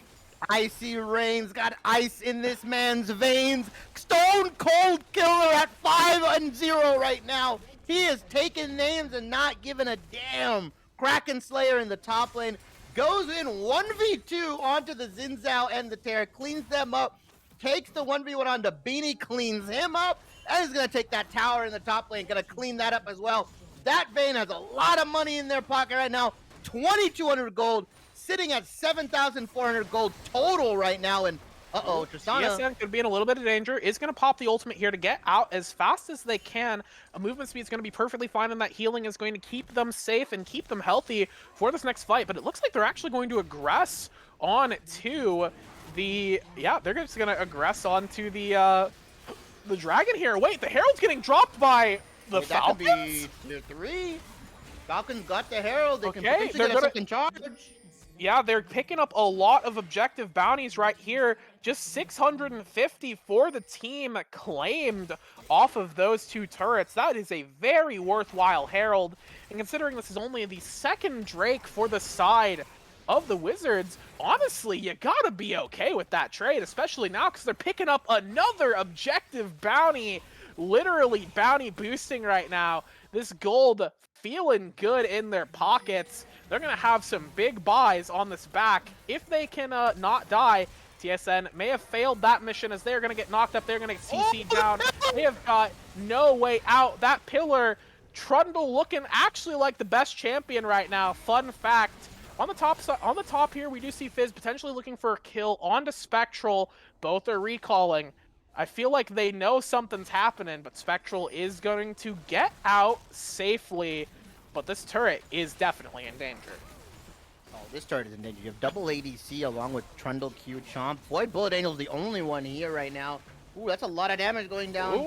Ooh, we do have a bit of damage. Oh yeah, a bit of damage on the Void Bullet Angel, maybe. They're taking a huge poke here, and now this Tarek, unfortunately, is going down, and Vayne's angry. The Exhaust is going to land in response, and now Spectral is just going to get CC chained. No hope, no way out. Vayne is going to be perfectly fine. Beanie looking to try and trade back as best as possible. This is the Beanie diff we've been waiting for, but is it going to be enough? Unfortunately, no, as a couple of boxes are going to pick up Beanie. Couple of boxes. And unfortunately, that was a good effort, a good hustle from Void Bullet Angel, but the power on the Vayne and the power on the Tristana is so unbelievably strong. No amount of resistances are going to protect you from this champion, and unfortunately, they don't even have the bare minimum. No, they don't. It's 16-5. It's 20 minutes in, and it is an 8K gold lead right now for the Wizards here. They have conjured up a gold lead, and they are not willing What? to let it go. Unloved! Okay, Void Bullet Angel. All right, you're lucky you didn't die there. That should have been the dumbest play. If that's 12.9, he's dead. Yeah, if that was 12.9, that man is super dead. Fortunately, he does live with his life, and I think Fizz would have still been in a bit of danger from the enemy team, but still has stopwatch, still has the flash, still has plenty of ways to keep himself safe, so not too bad for them. And now the Wizards are going to be looking at Baron. They do have double AD carry, and TSN may have... okay, TSN's going to walk into the bush, see a Vayne, say, nope. But Icy Rain is also like, okay, bye-bye. Just two Chads looking at each other and walking away, I guess. You know, it's called respect. You gotta respect. They can start the Baron here. They have a lot of damage. They can force the Falcons here to just face check into them with all this damage they have. They're so far ahead. They burned this Baron so quickly. Yeah, 4,000 on the docket right now. The Taric ultimate will keep Void Bullet Angel alive. That's actually going to be a good CC. TSN on the back line is going to be trying to get a flank here, but what is Mundo going to do on the flank? He's going to try and do a bit of damage. Icy Rain's going to get actually shut out of the fight right here. TSN's going to get quite a bit of damage right now. Here comes Beanie. Beanie's doing some shredding. Beanie's doing so much damage right now. This champion is crazy. Kog'Maw as well. He's also going to be going in. Ice XL getting a crazy flash stun, and out of nowhere, the Beanie differential has arrived. Ladies and gentlemen, that's an ace for the Falcons, 1 for 5, and the Baron getting picked up by them. Wow! My voice is cracking. I'm going through third puberty right now. Holy guacamole! What in the hell just happened? That's a foot. It went from an 8,000 gold lead. It was 8,000 literally 2 minutes ago. Now we're staring down a 2,000 gold lead for the Wizards. That is so much gold going into everybody's pockets. Kog'Maw is at Gwynso's and Bork. Corki is at Manamune and Hydra right now. Like, they've hit their power spikes. They cannot afford another fight like that. The Wizards cannot clump against Corki. He does AoE now, his rockets, his autos, his Q, he does all that AoE damage. You have to play more careful. We have an engage right here. Prometheus may have found something on the front lines, but it's not something he wanted to actually find. Void Bullet Angel is going to live through a lot of damage right here. Unloved, not able to get onto the flank. You do not want to fight front or back with Fizz, but maybe it doesn't matter because Vayne has found a fantastic fight right here. She's just going to be walking up and auto-attacking now that Fizz is on the back line. He can just pick him up and knock him down as Vayne will... Okay, all right. Good effort, good hustle from the Falcons, Game's but all over. it took was one botched fight, one botched play. We had a little bit of hope, but that hope has become despair as the Wizards could try and end the game right here. I think they end it. It's only XL up. They can kill him immediately. He does have ultimate up. Yeah, they might just be able to end this outright. Yeah, it's going to be 4 seconds on the Mundo. 4 seconds on the Zinzao, 5 seconds on the Kog'Maw. They have to get this right now, and they're going to be able to do it. Here comes the Taric ultimate, but they don't have any CC, they don't have any damage, they have no way to stop these champions from hitting the Nexus, and that is going to be the end of the game! A clean and dominating, I can't say clean, but a dominating performance coming out from the Wizards with what looked like the worst comp you've ever seen in your entire life. 3-0 on predictions today, baby. Wizards take it with the most insane composition that I have ever seen right now. I mean, so many people were fed, right?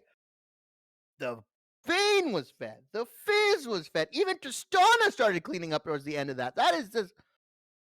That's just player diff right there. Unfortunately, that's just player diff right now. Like the Wizards, look at the damage that Ice Rain pumped out. 18,000 damage in 22 minutes. If you discount the minute and a half of prep time that there is, that's essentially he's doing 1k damage a minute roughly. Like that is kind of insane that he's putting out that much damage. Yeah, just whew. That's pretty crazy. That is pretty crazy indeed. Absolutely. They fumbled that one fight, and we got to see the power of the Falcons comp as intended. You layer the Tarek ultimate with all of these Death Ball champions, and you basically just have an invulnerable siege cannon blasting your front line in the Kog'Maw. But because the Tarek ultimate's on such a long cooldown, it wasn't even up for the fight in the Dragon there, and they just get shredded. They tried to fight front to back because that's what their comp needed to do, but the Vayne was so colossally far ahead that it did not matter there at all. And of course, gotta give credit to the Fizz, unloved, putting on a crazy performance as well. Just showcasing that this champion does still have legs, even on this patch where assassins are maybe arguably less than ideal. Yeah, assassins aren't that good, but when you get a kill pretty much freely gifted to you in the mid lane as Fizz that early on, like essentially Corki just loses all sort of priority in the sense that he was supposed to be able to poke him out. You know, if Fizz E's in or Q's in, he W's and then he just plays the range leashing game. But once Fizz has items or gets a little item lead above you, you kind of have to play on the back foot and you kind of have to play defensive on the Corki. And especially if you get no help in that lane either. Unloved was freely eing in to Corki, right? Like just freely eing into Beanie multiple times. I mean, you saw what he did in the beginning of the lane. He eat in, ignited, and then just left. Like this man didn't like anytime his E was off cooldown, he just pressed it. He's just like, you know what? This is the good button. I'm just gonna keep pressing it. And that's what he did. And he allowed Icy Rain to just clean up these fights because when you have multiple threats on the Wizard side, it becomes really hard for the Falcons to try to pick one out and really isolate and kill them. The one fight they won was because everybody on the side of Wizards just clumped up, like you said, and Corki got like a massive rocket plus Q phosphorus bomb off and was able to just clean everybody up. Yeah, the clean up is what Corki does best, but unfortunately, janitorial services are being run by Icy Rain this game. And we're gonna throw it back to the desk so we can get Sai's take on the action here, and of course start our MVP poll, which is currently up. Feel free to vote for who you believe was the top player on the game. And Sai, I gotta ask, after that draft, did you expect this result? Was there any world where you saw this result happening? Well, so last week Wizards did beat Falcons, so and it's the only team that Wizards have been able to beat.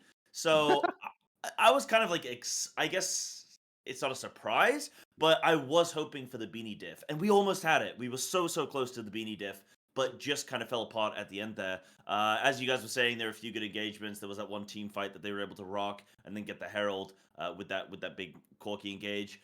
But yeah, I mean, I don't know if it's just me. It's the fact that it's 4 a.m. for me right now in England, but that game was difficult to follow. Like, I was struggling to keep pace with everything that was happening. It felt very back and forth. Falcons managed to make up that 8K gold deficit at one point. Like, it was pretty wacky and wild. But yeah, I mean, Chibi, you're 3-0 for predictions tonight. So how does that feel? Oh, it feels really good. It feels really I'm good. pretty You sure know, I'm 0-3 tonight. I'm pretty sure I guessed wrong. I had the wrong prediction literally every single game. Actually, game one I probably gave to the Unicorns because I can't imagine I would have actually griefed that hard for the Tigers. Because, or at least I hope yeah, not. I We think can you look did. at I the, think we both agreed on unicorn comp. Yeah. I think we both Yeah, I agreed on think the you did. comp for unicorns. but so I'm 1 and 2. 3-0. But I Not bad. wanted to believe. I wanted to have hope, but I was too high on hopium, and now I'm looking for some copium, I guess. Jeez Louise. I mean, honestly, if one fight goes differently in either of those last two games, you probably end up 3-0 and I end up 1-2. Like it is Yeah. that's how close those games were, right? Game 2, you know, the Ducks almost brought it back and we saw the Falcons, like you said, Sai, there was an 8K gold lead at 2 minutes, boom, it went down to 2K gold lead. Like wow. The amount of objective bounties, the Baron gold, the kill bounties as well. It all just went, you know, kind of up in flames. And just luckily, they abused the Taric ultimate cooldown, and I good job from the Wizards, but I don't know how many times they can pull that comp off again. Yeah, and Shibi, I'm going to come straight back at you because I know that you were saying about how it seemed like the Wizards just played better. They just had, like, I don't know if you want to say, like, better players or a better team, better cohesion, but for you, did it just come down to that for Wizards to take that game? I think Wizards. I think Wizards knew their champions better. As weird as that Okay. sounds, it's like it's kind of akin to somebody like knowing their body very well. In the same vein, they knew their champions. They knew where to play them, where they could find their kill windows. Like Icy Rain, I don't think he only made one mistake is when he grouped up against that Corki, right? Like when he grouped up Yeah. against the Corki and they died. But other than that, he confidently took that 1v2 at Herald and then cleaned up the Corki after that. He confidently cleaned up the dragon fight multiple times. Like this guy knew what he was doing on the Vayne. Same thing with Unloved. I questioned the Fizz pick, but he knew how to play Fizz. He knew something I didn't, right? Like that's just what it is. And they just executed on their champions better. And sometimes that's all it takes, right? You can, in theory, have the better draft, but if you're unpracticed on it, if you don't play those champions a lot, you can just straight up outright lose to people that play their champion, play their comfort better. And that's kind of what happened there. Yeah, absolutely. And Becky Rita, I think it was at the beginning of the evening, again in the pre-show, where you mentioned about how it's just going to come down to. I asked you about whether games are lost in the draft, and that's what we're going to be seeing, what teams can do to combat that. But you said it comes down to players playing better, players playing things that they're probably going to be more comfortable on, and that's going to be enough to win some of these games. But why don't you now talk us through the MVP of this game, from unloved to the most loved? I think we even Yeah. got a little graphic. It is going to be Unloved winning the MVP vote here. There were some votes for Icy Rain, of course, as well, but Unloved pulling out the rather niche pick on the Fizz and putting on a show with it. Indeed, the haters were in the cast, the haters were in chat, but this man doing the unbelievable ignite level 1 tech, just showcasing how powerful assassins can be. And I think that honestly, in hindsight, and it's something this isn't cope, it's something I wanted to try and mention during the game, is that Corki's big strengths are when he's able to handshake mid lane against a control mage like Victor or Oriana, and basically just get a free lane to scale. Fizz doesn't give you that. Fizz is an assassin. He's going to play aggressive. He's going to force you back, and you have to play on the back foot. And Corki does not play well on the back foot. He doesn't have the wave clear that you see later in the game, because his early game damage is pathetic. It is embarrassing. He needs items to be useful, and because of that, Fizz was able to just neutralize this Corki for so long that by the time we saw Corki actually be useful, it was far too late. So I think Unloved pulled out a fantastic pocket pick here, and it's something that these teams are going to have to worry about going forward. Yeah, I mean, Chippy, anything else to add on to that? I think Becky just summed it up perfectly, right? I think you have to be aware of what these guys can pull out, because if you drop a game to the Wizards, that could mean you're out of playoffs, right? Not necessarily if the Wizards get in, but if you drop a game, like you look back, you're like, oh man, why did we drop a game to them? Like they picked such a weird comp. We should have just played standard. We should have just played to our strengths. But they're one of those teams where it's what I like to call a trap game, right? I mean, famous sports, right? You play a team that supposedly is worse than you, or on paper is worse than you, and you just drop the game to them. You just lose them. And you don't know why. Maybe it was lack of prep, nerves, or whatever, because you have so much more to lose against these kinds of teams. So Wizards on the come up. Wizards stonks are high right now. It's That's all all I right. have to You know, say. if you ever feel like you're having doubts, just throw the rule book at the enemies. That's how you can get free wins and farm your opponents there, you know? Sometimes that's how it happens. Yeah, yeah, and invest in Wizard stocks, chat. I can see you all being very passionate about the Wizards, and specifically very angry about the Guardians. But yeah, I mean, to look at where we're at now at the end of week 3, so we've got 2 more weeks left to see the of the playoffs, and then the top 4 teams will be progressing into the latter stage of the tournament, and the bottom 2 teams will be kind of knocked out. So where does this place us now? I know we probably don't have the full completed information on exactly what the scores are at this point, but teams now we can kind of start to see where the lay of the land is at. Coming to you, Becky, where do you kind of think that puts us? Does a team like the Falcons have a shot? Do Wizards now? Do they have a chance? What do you think? Unfortunately, actually, the Falcons were able to pick up a win against the Unicorns, apparently. So yeah, Oh, Falcons got really? an extra win today that they weren't necessarily expecting. But because of that, they're now tied with the Wizards. Or actually, I think no, Wizards are two. the Wizards still have a lead. They have a 1-game lead, and they Right. also currently have the head-to-head. So they're still at the bottom right now. The Guardians, they are sitting tied at the top of the table.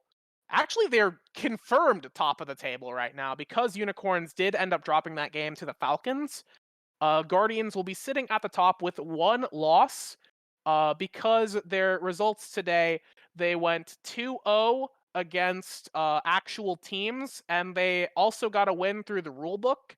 So definitely they're going to be sitting at the top. They're pretty secure in their position. It would be hard for them to not make it.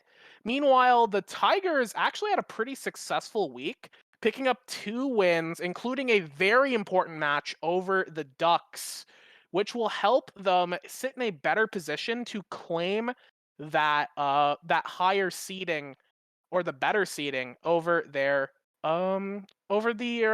opposition.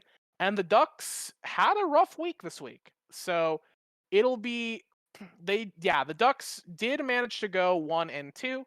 So overall, things are shaking out to be pretty similar as to how they were at the start of the week, but I think that there's definitely potential for a team like the Wizards to upset either the Ducks or the Tigers. Yeah, Shibby, anything to kind of throw into the ring with that? Or are you happy? I mean, I'm pretty happy with that. Yeah, I think Becky summed up everything pretty well, right? What we're going into, what's coming out of this week, and I think week 4 might actually end up being the most exciting week, right? Because week 5 we'll probably have everything settled in. We'll probably know who's in. Oh, my light just went out. I've been All right, covered good in night, darkness. Shibby. Nocturnal, See ya. Yeah, Nocturnal Paranoia is Live. in. Paranoia Live right now. I'm going into the Mordekaiser Death Realm. Yeah. But yeah, I think week 5 we're gonna have everybody locked in eventually, and we'll see. Like, okay, if these teams get a win, maybe they sneak into playoffs, but we'll probably have the top 2 locked in. Week 4 next week is gonna be the week where we really get to see how everything shakes up. So yeah, I think Becky did an amazing job, and I this is HBO. This should be after dark, I guess. Yeah. Well, yeah, I mean, some exciting things. I think you're absolutely right, Shibi. I think week 4 is going to be really where everything's going to be on the line for a lot of these teams. Week 5, we might still see some upset potential, but week 4 is really going to solidify a lot of this. Oh, we're getting the what is it? Not the oh, what The was it? Not the spooky camp Ghostbusters. counselor. The spooky the goosebumps. The goosebumps. That's it. You know Woo! the Victoris Esports. well, yeah, I mean, we had the upset there with Falcons. The lowest ranked team beating what was the highest ranked team, the Unicorns. So really, really interesting that we can still see some upsets definitely within this tournament. And I'm going to be looking to end up the show in a moment. But before we do, I just want to remind you, chat, that of course we do this every single Tuesday. Of course, if you follow the Victoris channel on Twitter and on Twitch here, then you can stay up to date with all of the events that are going to be happening. We have other leagues, not just the VRD. We have other leagues as well. The VAS, the VTS, the VIS, the every lettered S, VS. We got all kinds of content, League of Legends here, so make sure you follow in the channel. And Becky, I'm going to start with you. Firstly, anything that you want to kind of close the show out with? Anything you want to promote? And my second question is, what was your play of the game? The Ornn ult Oh, or no. the Corki flash? I feel like it's got to be the Ornn ultimate. I mean, the skill that was required to execute two Ornn ultimates in sequence that hit absolutely nobody. Like, that is like fine dining right there. Impressive. You only get that at the highest quality restaurant here, and that's what we're delivering here tonight. That the double Ornn ultimate missing, it's that's beauty right there. That's art. Fantastic. You cannot replicate this anywhere else except maybe the VAD, where they'd find a way to miss 3 Ornn ultimates. That's the power of the league. But Wow. Wow. overall, I think today was a lot of really fun games. Aside from the last one, a lot of really close games too. We're seeing that these teams, despite their differences in standings, are a lot closer than they may see. And I think if you're going to be following the league, you are you gotta get excited. And if you're one of the players on like the Wizards or the Falcons, it's time to start cracking it down. Figure out what you need to do to get to that victory and try and make some more wins happen, because you are close to getting in the playoffs. You just need to close the gap. Get a win against either of the top 2 teams, and you're going to make that difference between yourself and the teams directly above you. But it's easier said than done to do that. So, these teams have a lot of work to do. And I think next week is going to be very exciting. If I may, one more thing, Yeah. we're all having fun here. We're all just playing games of League of Legends. So, don't get too heated about it. Thank you. Beautifully said. And Shibby, same to you. Anything you want to close the show out with? Anything you want to self promote? And of course, Corgi or Ornn? Corky or those are my choices. Okay, Yeah. those are my. If I have to choose between those two, I just think Becky's reaction with the Ornn ultimate seals the deal for me. It was just it was shock, terror, disgust, all at the same time, right? I have a lot of feelings. It was just and I'm just replaying it in my head consistently, because what chat doesn't know is that my spectator client bugged out. It completely pooped itself. So I was casting based off of the Twitch stream.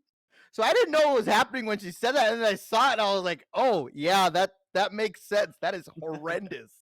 So that I'm gonna go with the Ornn play.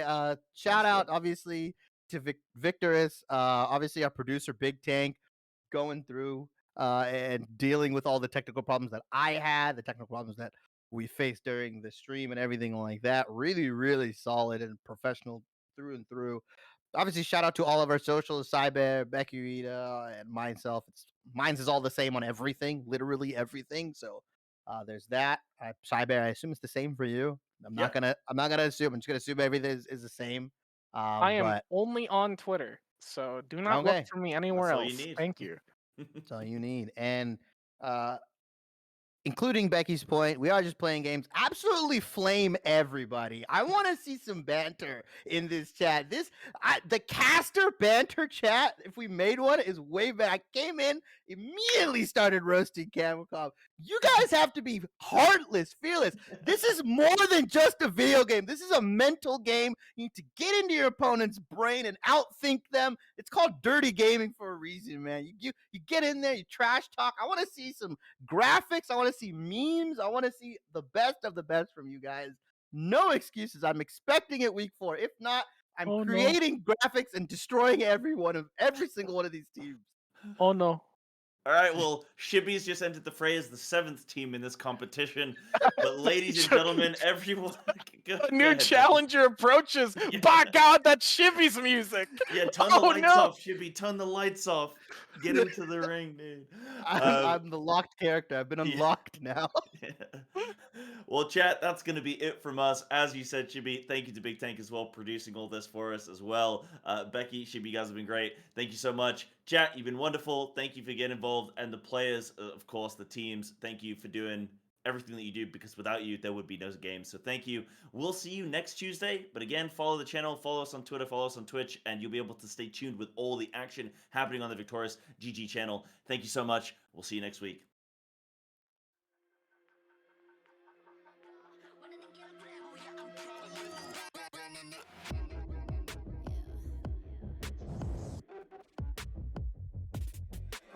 Moving too fast, life moving in slow-mo. I'm a god, but I act if you don't know. Homie, better put your pride aside. I'm a Benz, get more like a Volvo. Your best stuff looks like my words. Synapses, fire, and burst. Got the whole crew with me, body do damage. You know we ain't average. I ain't gonna say this again, but it's in my time. Better look in my eyes. I'm a genius in the skies with my heart on my sleeve. If you force, you will block to a king in his prime. Everybody got a line. Sit back with the stars in line. I finesse like my life on the 9 was a diamond in the rough, and now I shine.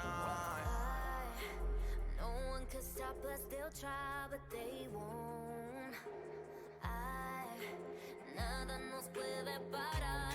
Oh no, we're wide awake now. Our eyes are wide open. We're running this world. We're keeping it turning. We're living like giants. Yeah, giants. We're bigger than giants. We're giants. Oh, sleeping giants. Sleeping giants. Yeah.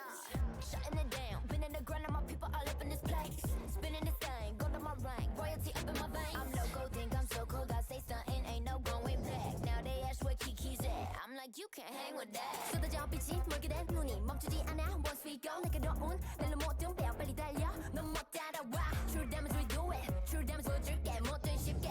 이기든 지든 my crew make the beat. No one could stop us. They'll try, but they won't.